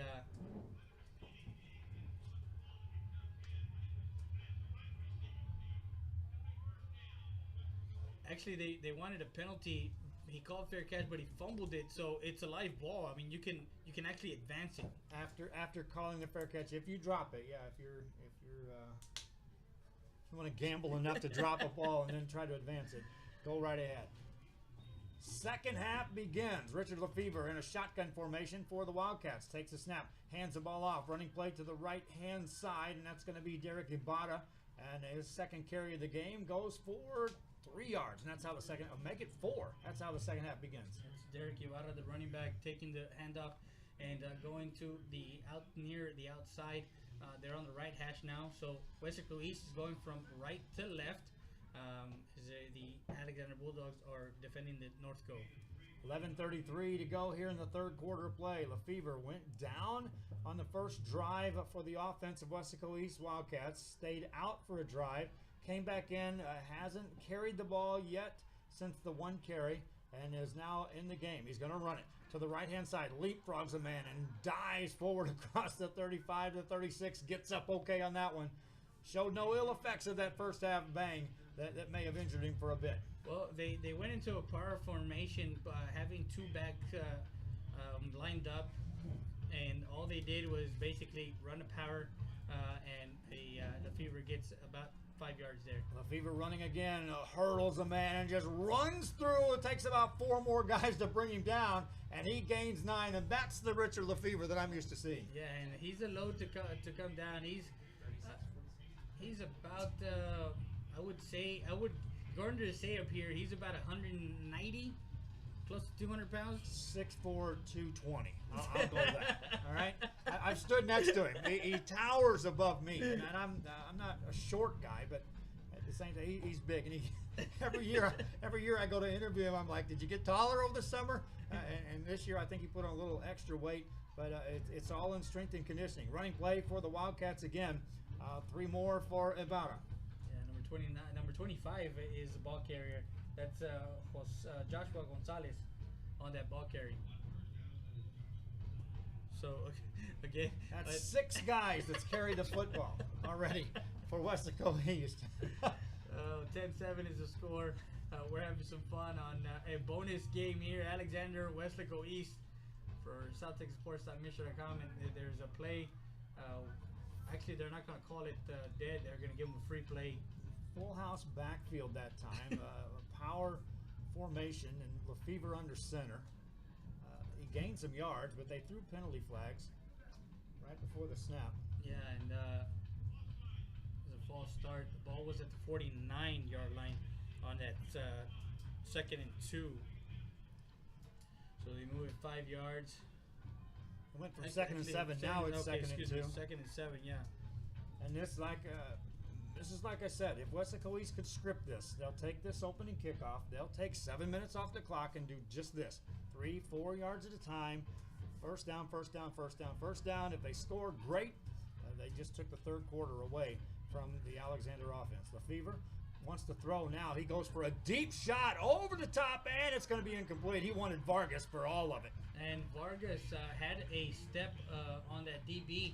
Lefevre actually threw it from his back leg. He didn't even drive the ball. He just kind of threw it over, and that play was intended for Vargas on the outside. Incomplete. That was about a 35-yard flip of the wrist pass downfield. And it was catchable for Vargas. He had a chance to go up and make a play. Third down. Now back to a manageable third down, and here comes Lefevre on the run. Runs it right side, jumps over a man again to the 40, and he's taken down with a low tackle, but Lefevre moves the chains again for the Weslaco East Wildcats. And that was number 22 for Alexander, the defensive back. I believe it was Donnie Etheridge, the defensive back junior, who got the shoestring tackle there for the Alexander Bulldogs. And again, we want to talk about Lefevre, who did not carry the ball but one time in the first half, but now is being used here in this second half. Carries it again, left-hand side, got a little room. Oh, he stumbles, but he had a bunch of real estate in front of him. He'll gain 4, but that could have been a big play. And yeah, that was a nice seal on the outside for the tackle and the guard, as they did a number on the defensive end for Alexander and opened up that outside, or that lane for him to run in. So he got to the 35-yard line, 2nd and 6, 4 yards on that 8:35 and counting. As you mentioned, watch that clock go. Getting that ball control and making sure that they use as much time here in the third quarter. Lefevre hands it off this time to Vargas off right tackle. He'll scamper forward, short of first down yardage, brought down at the 31, but third and another third and short, and this is Weslaco East football that I'm used to seeing. Yeah, and for the defense of Alexander, they're kind of reeling right now. They have their hands on their hips. They're looking at the sideline. Of course, knowing the fact that you got to stop this big quarterback and of course the speedy running back in Vargas and Lefevre. Third down, 2. Here comes Lefevre running right off a right tackle, just leans forward. He'll get a first down. And what it does is you come out of the halftime locker room with this big fire and brimstone speech. You're ready to go. You get on the field, and then you look up and, wow, 6 minutes is off the clock, and we haven't even got a chance to do anything yet because we're just watching an offense churn the ball downfield 3 and 4 yards at a time. That's the third first down of the drive here, and they started at their own 28-yard line, so they're driving there now at the Alexander 28-yard line, 1st and 10. For the Weslaco East Wildcats. Running play, left-hand side, a big room across the 25 to the 20, 15, down to the 10-yard line. It's J.C. Vargas. They've been running right up the middle, and now here comes Vargas to the left. And he comes down the near sideline, gets that sealed block, and all the way down to the 7-yard line. 1st and goal for the Wildcats. For the Wildcats. I said they would like to take 7 minutes off the clock. Well, they weren't expecting Vargas to break free on that big gainer. First down play, here comes Lefevre. Running right side, down inside the 5, down to the 3. 2nd down and goal coming up for Weslaco East. So it's been the Lefevre and Vargas show here, as both of them, that 21-yard scamper for Vargas puts it on a 1st and goal, now 2nd and goal from the 4. As the offensive line just moving the defensive line of Alexander. Empty backfield, and here comes Lefevre. Dives in the end zone for a touchdown, and that's a big body to land. About 6 yards in the air. Touchdown, Weslaco East. With 6:45, the Weslaco East Wildcats take a 13-10 lead, 4-yard touchdown run. It was a rumbling and stumbling and bumbling run into the end zone for Lefevre. He landed a good 4 to 5 yards in the end zone, leaped about the goal line. He'll get credit for the 4 yards and the touchdown, and the extra point is away and good. No one's missed a kick yet tonight. Will it come into play? We'll see. 14-10 your score. And we'll be back with more after this. You're listening to Freddie Dea, Joe Bowling, Mixler.com, South Texas Sports Talk, RealSportsLive.com. My name is Ben Smith, and I'm the general manager at the Palmview location. The sales staff at Mott's can help you find the right materials for the job. We're experienced, friendly, and eager to help. With that DIY project you've been waiting to start, or that large order you need to fill fast, our experts can help you figure out what's best for you and your budget. And if you're way in over your head, we can point you in the right direction. Built on history, built on family, built on trust. Mott's Building Materials.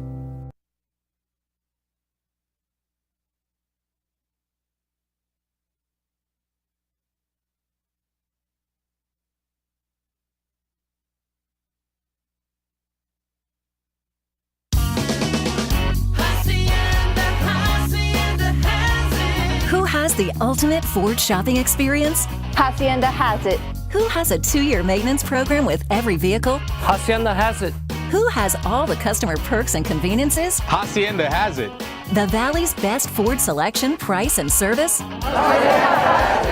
Hacienda. Hacienda Ford. My Valley, my Ford.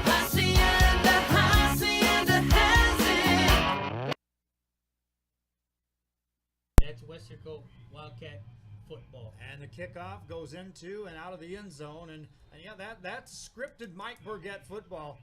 And that is, I'm going to keep the ball. I'm going to keep your offense at bay. I'm going to make you anxious to want to make some big plays when you come on the field. And if you give it back after a 3 and out here, this is where teams truly get in trouble against his style. And that is, give me another 7-minute drive, and I'll have you in the fourth quarter. And your offensive coordinators are saying, what can we do? We had 3 snaps, and we're already in the fourth quarter. And that could very well happen if you go 3 and out here. So number 9, Rodriguez, who is out hand, is at quarterback shotgun formation with 6:45 left here in the third quarter. 4th down, 14-10. On a first down play, single back in the backfield, Pedrazi carried for 54 yards in the first half, takes the carry on this first snap here and gains 3. And it is critical for Laredo to get a first down here or 2 and not go 3 and out. Well, no, and you can't go 3 and out on a good team like this. So it's going to be where they are going to use their outside receivers also. And we haven't mentioned Laredo too much. So that's kind of new for a Bulldog offense. Second down for Rodriguez, who was 12 of 16 passing for 70 yards in the first half. Wants to throw here. Rolls right, fires right, underthrows his man, incomplete. And look out now, 3rd and long. That was number 80, the intended receiver. That's their other receiver that I was looking, Mark Gonzalez, the senior receiver. That's the other one that I was looking at and that hadn't caught or looked his way. So incomplete at 3rd and 7 at their own 28-yard line. See what they draw up here. Weslaco will stuff the box and try to prevent any runs up the middle on a draw play, and they'll come after the quarterback from the edges if given a chance. On 3rd down, rolling out, looking to throw is Rodriguez. Now he throws back against his grain on a screen pass, set up, and a nice looking play. First down for the Bulldogs across the 36-yard line. It took a while to develop, but they executed that and get the first down. That was, again, Leo Garza, number 10. That big receiver out there, the guard out, actually the tackle out there, got out there to on that screen and got that block that they needed. 1st and 10 for the Bulldogs. 5:51 and counting here in the third quarter. They trail 14-10. Each team has had a lead at least once here in this ball game. Call it twice. Running play, off right tackle, out to the 40-yard line. 4 yards there for the Bulldogs. Now, can they sustain a drive equal to what Weslaco East did? If they can, score a touchdown. We got an injury on the play, and that may be a big injury. Yeah, Pedraza on the ground. Not sure what he's holding on to or what he's trying. They're looking at his knee. So we're gonna step away here. We'll be back with more. Makesure.com, Celtic Sports Talk, RealSportsLive.com. We'll be back after this. Forever Memories, Antiques, and Collectibles is your source for vintage, antique collectibles, vinyl records, and more. Located at 206 East Jackson in historic downtown Harlingen, it's Forever Memories, Antiques, and Collectibles. It's a step back in time with a soundtrack like none other. Open Monday through Saturday, filled with memories and more. Forever Memories is for you.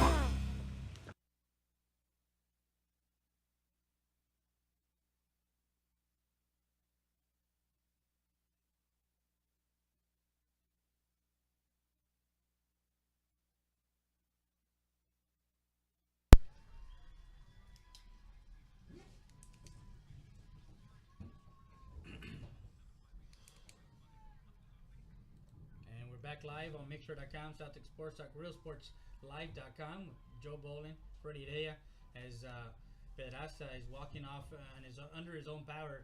So there's 5:33 left, down by 4, 14-10. We're live from Laredo, Texas, the Bill Johnson Student Activity Complex. A beautiful night for football, Friday night lights. See who the Bulldogs step up to carry the football. It's a running play across the right side, across the 43. That's a good couple-yard gain. Will it be a platoon situation, or will it be all the carries? In this case, who got that carry? Well, I'm going to look and see who that rusher. It's 20-something, okay? Yeah. That narrows it down, if that helps. I think Carlos Canales, the number 20, the junior running back.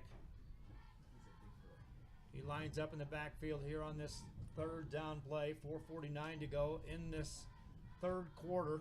This is the first time the Bulldogs have had the ball in the second half. And before the next snap, timeout. Two things.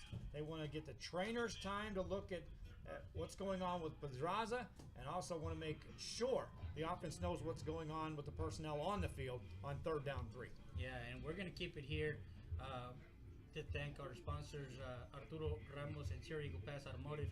If you need a car, truck, or SUV, you can call them at 210-602-3453. Matthew Gary, Realty Executives. At Eagle Pass, 776-3692. Valdez Tire Record Service, 522 North Pierce Street, 757-3102 is the number to call. 24/7 record service, call anytime. Tacos Express, the fastest tacos in town, 2432 East Main Street, 968-2032. Call your order ahead, Monday through Saturday from 7 to 11. Tacos Express, the fastest tacos in town. The law office is Victor E. Perry. Call him at 758-1200. Sharing the broadcast here tonight, RealSportsLive.com, and my friend Freddie here getting his live reads in. We'll get ours in tomorrow during the Los Fresnos game. This is bonus coverage for us here tonight. And again, I all these guys that all these advertisers and sponsors, they love the fact that we share the love for sports. 3rd down play coming up for the Bulldogs. They continue to work on the sideline on Pedraza. And so Canales will stay in the backfield as the lone back on this 3rd down play for Jose Rodriguez. Takes a snap, wants to throw. Drops back, rushed out of the pocket to the right side, looking downfield, has a man, fires, and intercepted by the Wildcats. And back across the midfield stride to the 45, down across the 40, to the 35, to the 30, down inside the 25, down to about the 23-yard line. Huge pick that time, Freddie Cardenas on the pick. Who was reading the eyes of Rodriguez as he rolled out to the near side, was trying to find Laurel, and not quite sure why he threw it in the vicinity, in the area, as everybody was around Laurel there. So an INT, a pick, almost a pick six, as they drove it all the way back to the 20-yard line. Now the Weslaco East Wildcat offense steps back on the football field with 4:23 left. And if I'm going to script this the way I know they would like to play it, they'd like to go on a little 6-play 20-yard drive here and take off at 4:23 and get us into the 4th quarter. Lefevre on 1st down, hands it off to Vargas. Running play right side, he'll gain a couple, strides forward a little bit more on second effort. 2-yard gain. As his knee wasn't down, so he was trying to get that push at the end as he was still on top of a defender. So he tried to put the ball further as he gets into the red zone at the 19-yard line. Clock running, under 4 minutes to go. Still 20 on the play clock as the Weslaco East Wildcats. Watch what they do with the play clock here. Traditionally, they'll wait a long time. We'll see what Lefevre does here. He's already ready. Takes a snap, running hard. He saw something he likes, and he gained some big yards out of it. Rumbling forward. Got close to 1st down yardage, bringing up 3rd and 1. And we'll see what Alexander does here, as they're probably going to put everybody in the box, 10 in the box, as they only have one receiver to the far side. That's number 80 out there for the Hector Signs. Year in, year out, you could do that. Lefevre runs it again on his own, calls his own number, dives forward, gains 3. That's enough for a 1st down. Yeah, needed to get across to 10, and he got it. They were at the 12, got it across the 10 to the 8-yard line. A 4-yard gain for Lefevre there. So 1st and goal from the 8-yard line in Alexander territory with 3:14 left. It'll be under 3 minutes before this drive ends, regardless of what happens on the scoreboard. Full house backfield on an eye behind Lefevre. Pitch back right side. Here comes Vargas, dancing inside the 5 in a hurry. Touchdown! And Vargas doing work there as he takes it to the outside and then finds a cutback lane, cuts it back in and into the end zone. from 8 yards out.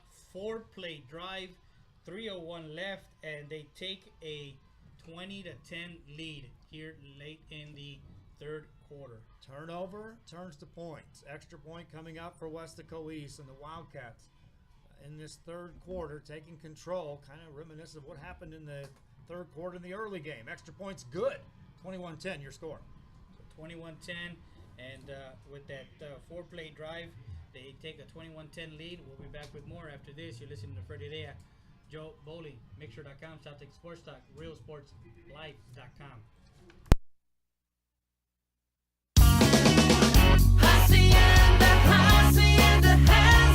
Who has the ultimate Ford shopping experience? Hacienda has it. Who has a 2-year maintenance program with every vehicle? Hacienda has it.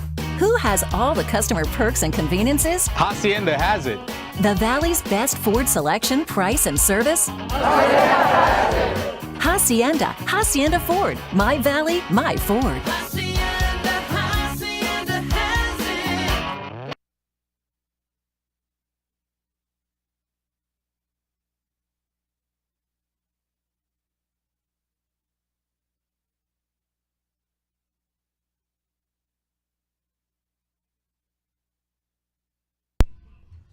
Live with 3:01 left. The Wildcats, after the turnover, the interception, scores 21-10. So, man, reminiscent of the first game as the ball goes in and through the end zone for a touchback, as Alexander will come out on their next drive at the 25-yard line. That's what we had in the first game. I think it was 14-10, halftime score, same as what happened here. And in that game, Edinburgh Vela scored 2 third quarter touchdowns, and that was it. Shut out from there. Exactly. So it was 10-7 for the Bulldogs. They were leading at half, and 2 touchdowns here in this third quarter, and they're up 21-10. So a pretty big swing here. Wildcats on the offense now. They turned it over on their only possession thus far here in the second half. Rodriguez has it, hands it off. Running play across the right side, and that's a gain of 1 or 2. I'll make it 3 yards by Canales. Was number, trying to see if that is 20, the glare up here, 26 I believe, the running back, or is it number 25? 27, Carlos, I can't see. I had 26 or 28, but so you're somewhere in the vicinity, all right? Which is better than my earlier call or of either 20 something. Yeah, Carlos. Second down play. He wants to throw. Rodriguez now whistles one in the good spot outside the 40-yard line. That's a terrific pass. The receivers settle into a nice zone, and a completed pass moves the chains. And that was Laredo. We haven't heard from him all game long, and that's Matthew Connor, number 12, getting that strike. So 1st and 10 from the 44. Well, more of this offense may have to rest on the shoulders of Rodriguez now, with Pedraza on the sidelines injured.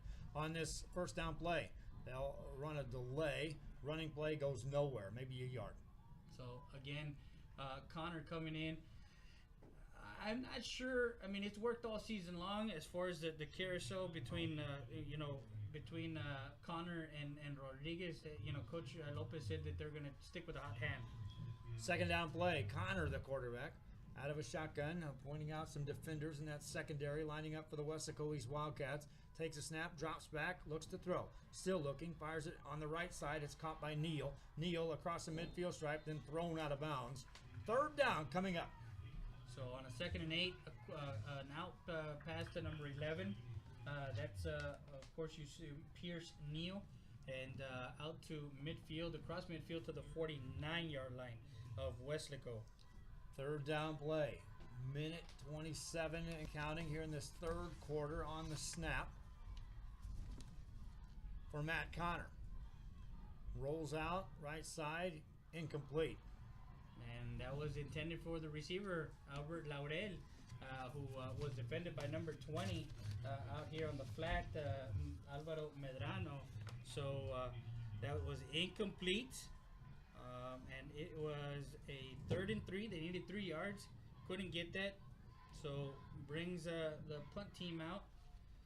Now, you're down 2 touchdowns with a minute 23. Do you go for it in this situation? Well, interesting that they did right here in the same spot first drive of the ball game and didn't blink an eye on going for it. But here in this one, they're going to fake it. Right side pass, complete, first down. Who cares about the second guessing? That's a good-looking play on a fake punt. And that was number 43 who was back there, Frank Cardenas, the punter, getting Laurel. And that was funny as we were talking about it. So the ball to the 41-yard line of Weslaco East. 1st and 10 for the Bulldogs. The drive stays alive. They score here. They're right back in this ball game. Minute 18 to go in the third quarter. Out of the shotgun is Connor. Back in the game on first down. Wants to throw. Hands off on a draw play. Up the middle. A lot of room. 35, 30, 25. Inside the 25 to the 23. One man to beat. And a big gainer right there for the Bulldogs. And that was Ramsey Vasquez who read that play. He was to the near side, and he finally saw that Canales broke open in the middle and had to go make that open field tackle. So the ball down to the 23-yard line, 1st and 10 for the Bulldogs. Bulldogs moving the ball like they did on the first drive of the ball game. Haven't done so since, but now they found some life, down 11 points. Running play, no fake quarterback. Passes the ball right side, wide open, 15, down to the 10-yard line. Another first down, and Connor with a nice ball fake opened that play up. And Mark Gonzalez, again, another receiver, big receiver for the Alexander Bulldogs, who we hadn't heard, down to the 9-yard line. 1st and goal as they get into Weslaco East Wildcat territory. On the 1st and goal, we still got 40 seconds left here in the third quarter. And this would change the fourth quarter view a lot if they get in right here. Running play off left tackle down to 7, bringing up 2nd and goal. And this offensive line has to win some battles up in front. They are big, so they have to do their job and make sure that they open those running lanes for Canales, as Pedraza is out still over here on the sideline. 2nd and goal for the Bulldogs of Laredo Alexander. Out of the shotgun is Connor. Waits for the long snap, takes it, wants to throw in the end zone. Touchdown, Bulldogs. And that's a typical inside route for Laurel as he beats you to the inside. He makes sure he sets you up to the outside and makes you think he's going to go on a quick out and comes back inside. Touchdown, Bulldogs, with 7 seconds left here in the third quarter. 21-16 with the point after. Actually, they might go for 2 here. They're down 5. This would get them within a field goal, and Connor stays in the ball game and will go for the 2-point conversion. Still 7 seconds left here in the third quarter. Connor has a tailback on the right side, twin receivers either side of the field. Still 12 on the play clock as he appears to get the right play from the sidelines from the coaching staff. Waits for the snap now with 6 on the play clock. On this 2-point conversion, drops back to throw over the middle. It's going to be caught. 2-point conversion, and fighting for it is Neal, I believe. No, it's number 10 again, the big receiver. Leo Garza, with that glare of the light on their. Will correct me if I'm wrong from there on. All right, that's fine. But Garza with the 2-point conversion, as again they use their leverage, they use their big bodies to get inside and get that 2-point conversion.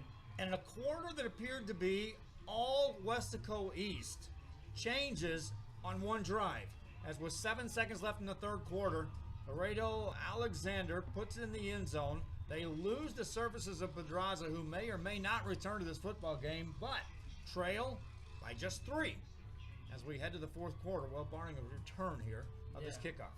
So with 7 seconds left here in this third quarter, they scrapped themselves to just 3 points. And you mentioned a field goal could be the difference here. Kickers. With the kickers. Last week, you got to see the 54-yard field goal from Garza over there in Beating Fort Hannah. Bella. I think the world got to see that after that video hit the airwaves on the replay. Kickoff by the Bulldogs. They haven't been kicking anywhere near the return men thus far. And here comes an outright onside kick. Fair catch made at the 43 for the Wildcats of Weslaco East. That was Freddy Cardenas on the receiving end of that pooch punt. It wasn't really they just wanted a direct kick, pooch it, try and see if they can get it over that front line. on a kickoff. So the ball down at the 44-yard line. I'm looking down on the sidelines for the Bulldogs of Laredo Alexander. I don't even see Pedraza anymore at all. They were attending to him on the trainer's table forever, but now I don't even see him on the sidelines. Meanwhile, Weslaco East football, they lead, but you had a feeling just minutes ago that they had a comfortable lead, and now it's down to 3 as we have the final play, barring a penalty of the fourth quarter. Here comes Lefevre, rumbling hard, running through tacklers, stiff arms a man, carries another.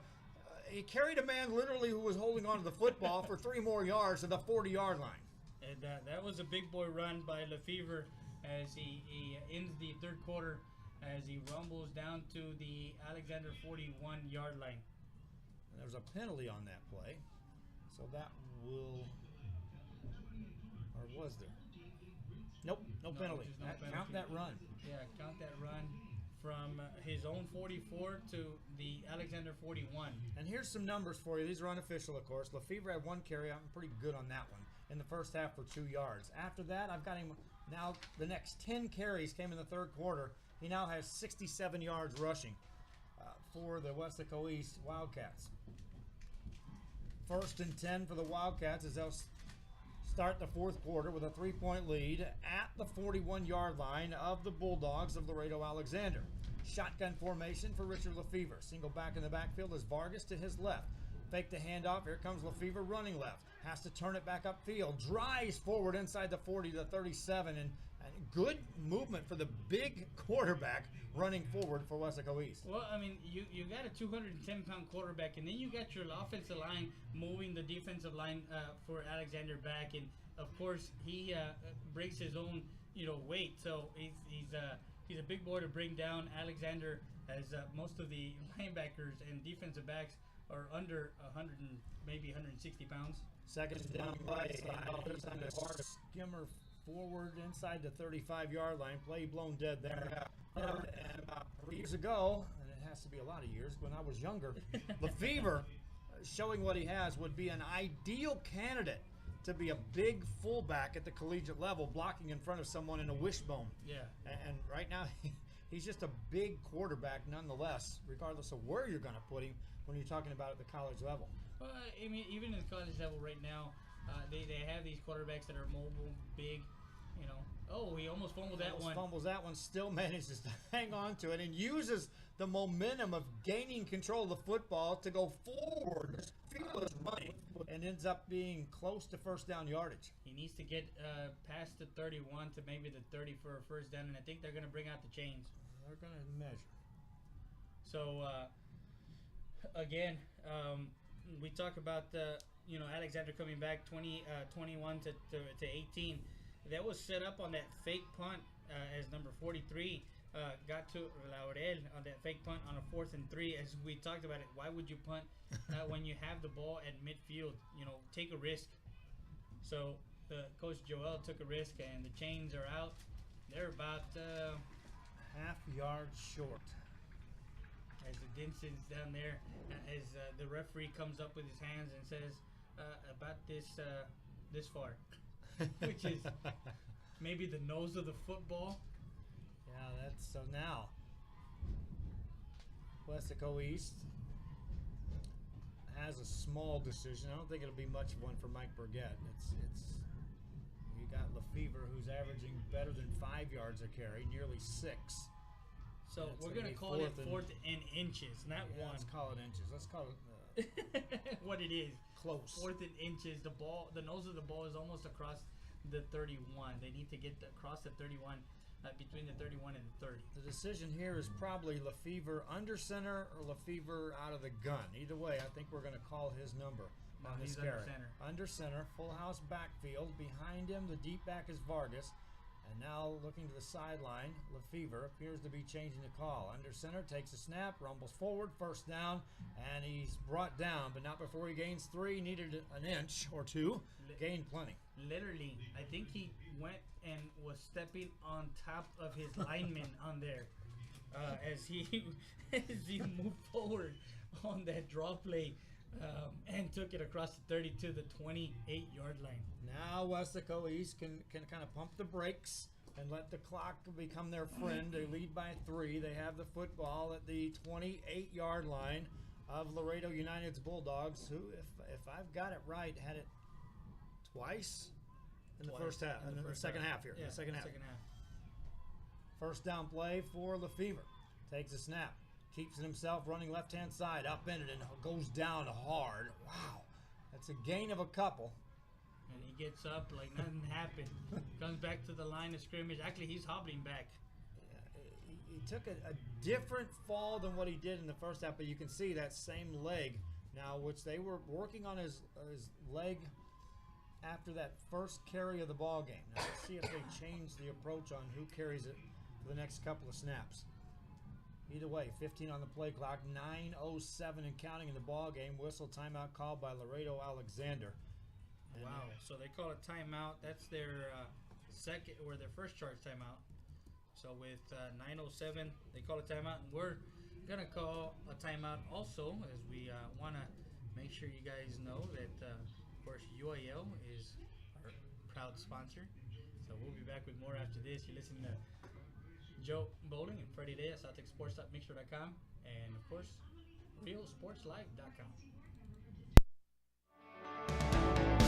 The University Interscholastic League would like to thank its corporate sponsors. Without the generous support of these sponsors, many UIL activities would not be possible.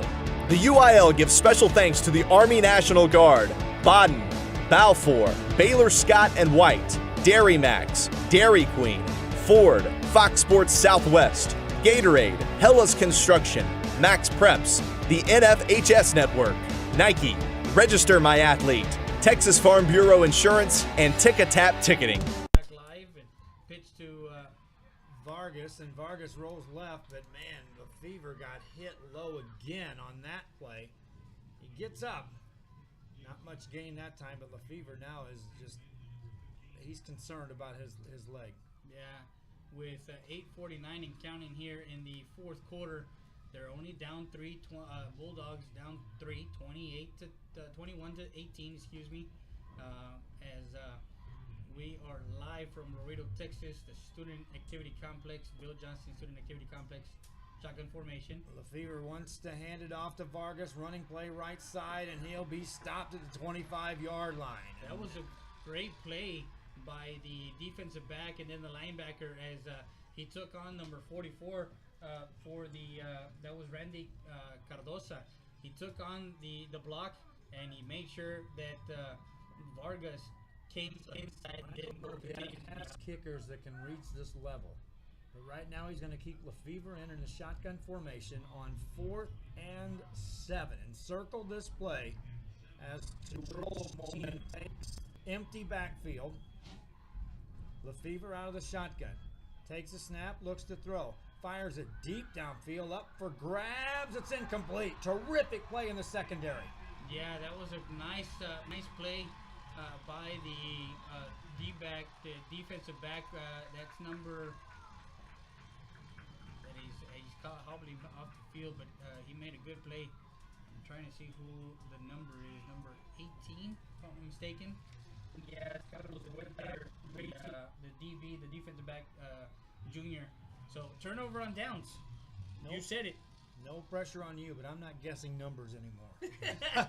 Good job on waiting to make that call. 7:40 to go in this game, and now the Bulldogs of Laredo Alexander down 3. They were down 11 just seemingly minutes ago, but now have a chance as they start this drive. Running play right-hand side, and it's going to be a gain of just a couple yards.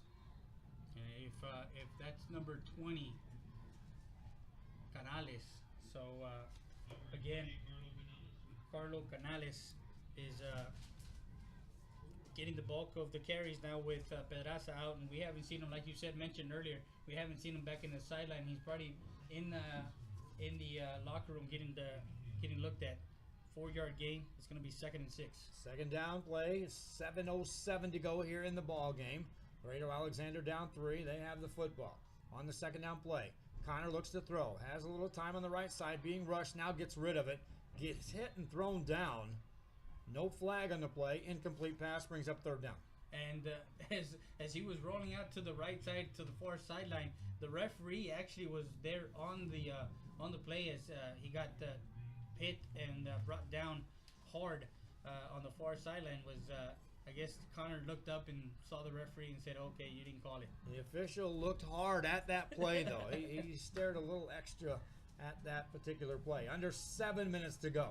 3rd down and 6 yards to go for the Bulldogs of Laredo Alexander. Got to get it across the 35 for a first down. Connor takes it, drops back, looks to throw, still looking, fires it. It's going to be caught, somehow caught across the 40-yard line. First down play. How was that not picked off? And again, he threw it in the area of Laurel. Laurel always making the play there, but it was a nice play by Albert Laurel, but his knee was down as he caught it, so he couldn't advance it till the ball at the 38-yard line. 1st and 10. First down play with 6:35 to go here in this game. Laredo Alexander with the ball, controlling momentum right now on first down. They want to throw. They'll hand it off instead on a jet sweep, and that goes nowhere. Loss on the play. Wildcats all over it. Yeah, number 48 came in. The linebacker, that's Robert Vera, the linebacker, and his teammate also coming in for the Wildcats as they met back in the backfield and loses 5 yards there. Under 6 minutes remaining in the game. The jeopardy you face if you're the Bulldogs is if you don't do something on this drive, you may not get the ball back if Weslaco East goes on another one of those long drives. 5:40 rate remains, though. This is 2nd down, 15. Connor wants to throw on a deep drop. Fires it right side. It's caught in the flats out across the 35. That's well short of first down yardage, and 3rd and 11 coming up for the Bulldogs. And that was a great job by the defensive back out there, giving that cushion, waiting for him to catch the ball, not making the play until he knew that he caught the ball and was coming at him. A great open field tackle for the Wildcats, the defensive back out in the flat over there on the far sideline. With a 3rd and 12 now, the ball at 36 for the Bulldogs. Got to get it across their 48 to get it a first down. Do the Bulldogs. They've converted once on 3rd down. Can they do it again? Connor drops back to throw. Has some room up the middle. Running across the 40. Hit hard. He's short of first down territory as he gets taken down at the 43. Couldn't find anybody, so he tucked it in. He was looking for he can't find him. He will step up in the pocket and run. 4th and 5. Well, last time the only time they had the ball that they did anything in this second half, they converted on a 4th down. This time they'll line up in the offensive set. Crowd on their feet on the Laredo side, making a lot of noise, wanting their team to convert here on 4th down. 4:30 to go in the game. Connor rolls right, looking downfield, gets away from the defense, takes on a couple of tacklers, will not make it, stopped at the 45. Yeah, he was trying to will himself across to the 48, couldn't get much as the Wildcat defense comes up big and gets a 4th down stop and a turnover on down. So both teams' defense has come up big, turnover on downs for both of them. 21-18, Wildcats lead Weslaco East on the Alexander Bulldogs.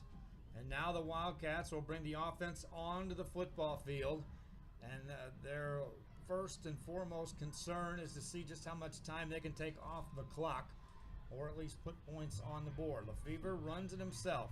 Stutter step. Now he rumbles forward inside the 40-yard line, taken down right there. Clock will run.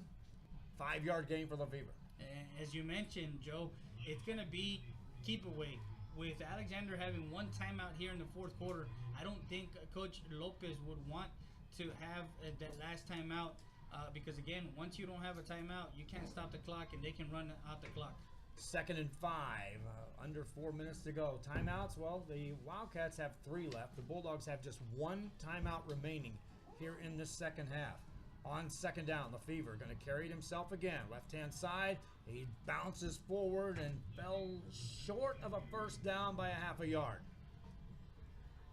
So with 3:34, he needed 5, he got 4, so it's going to bring a 3rd down and 1, and the ball needs to get across to the 45-yard line. Actually, it's about a half a yard short of the first down. Michael Burgett, the head coach for Weslaco East, says fine by me. I'll take a 3rd and short versus another first down get a first down on this play. Lefevre going to run it. Left side, first down and more. Across the 30-yard line to the 29-yard line. That ball came out, but it's going to be ruled dead. And that was, again, they power formation. They put everybody in the box.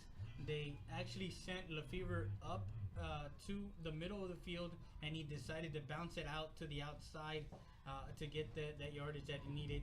So he gets across the 35 to the 29-yard line. Corpus Christi Veterans advances. They defeat Brownsville Veterans 55-41. High-scoring game over there.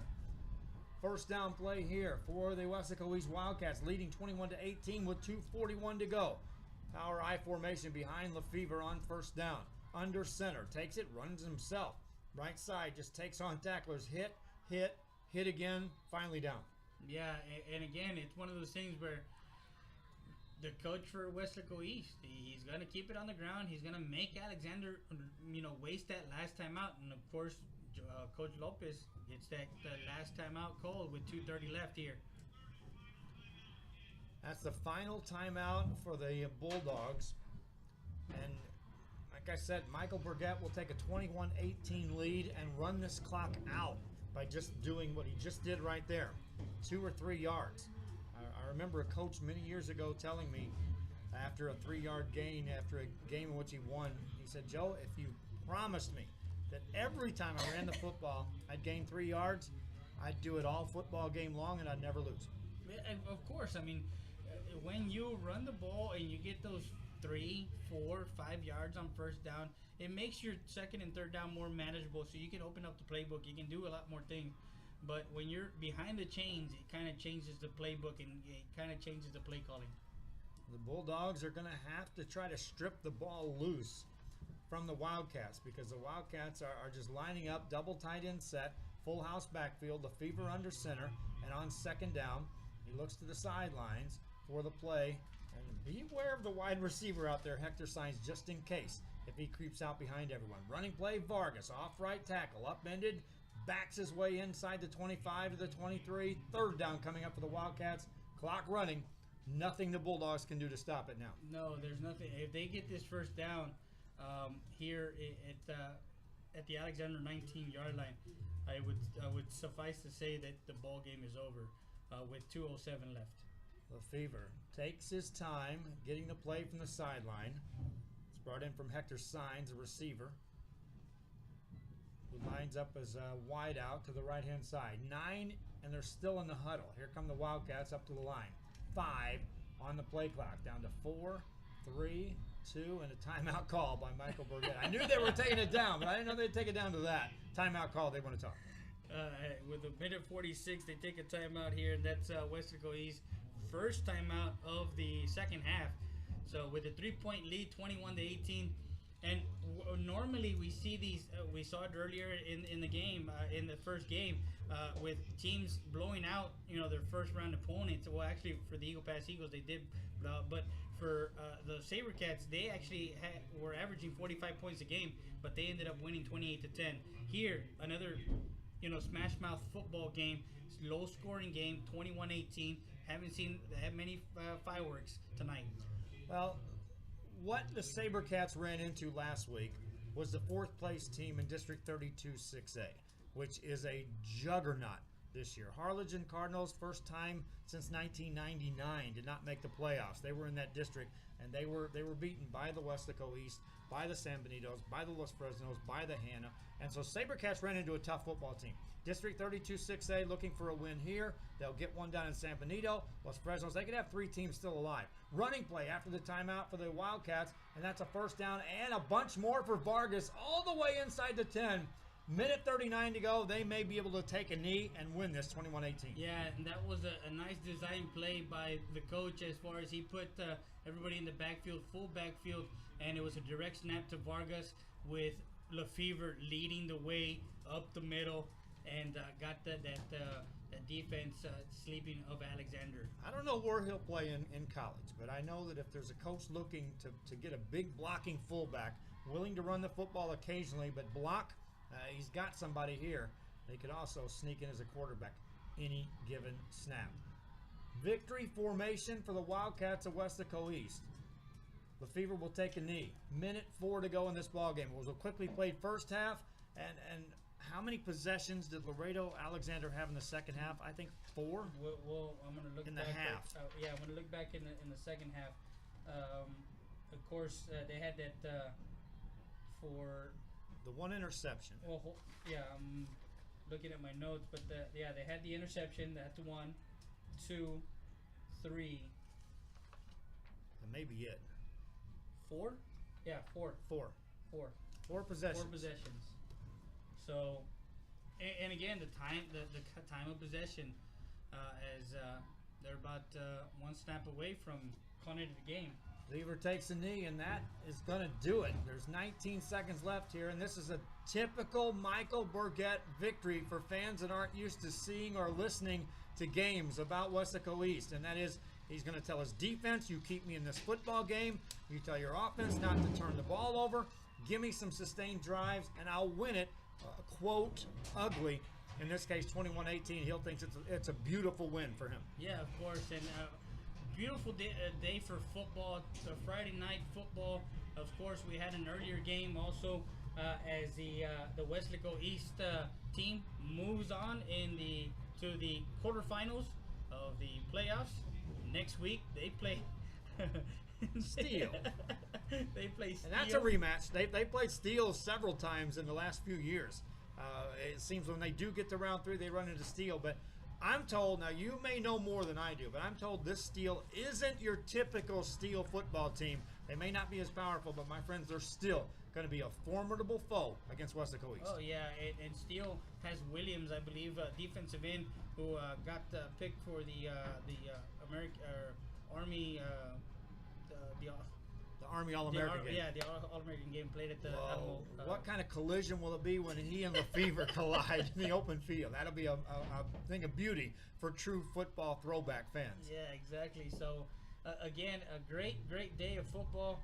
I want to thank everybody who's logged on and tuned in. Don't forget, we're going to be live tomorrow. We will be live tomorrow, simulcast again with realsportslive.com and South Texas.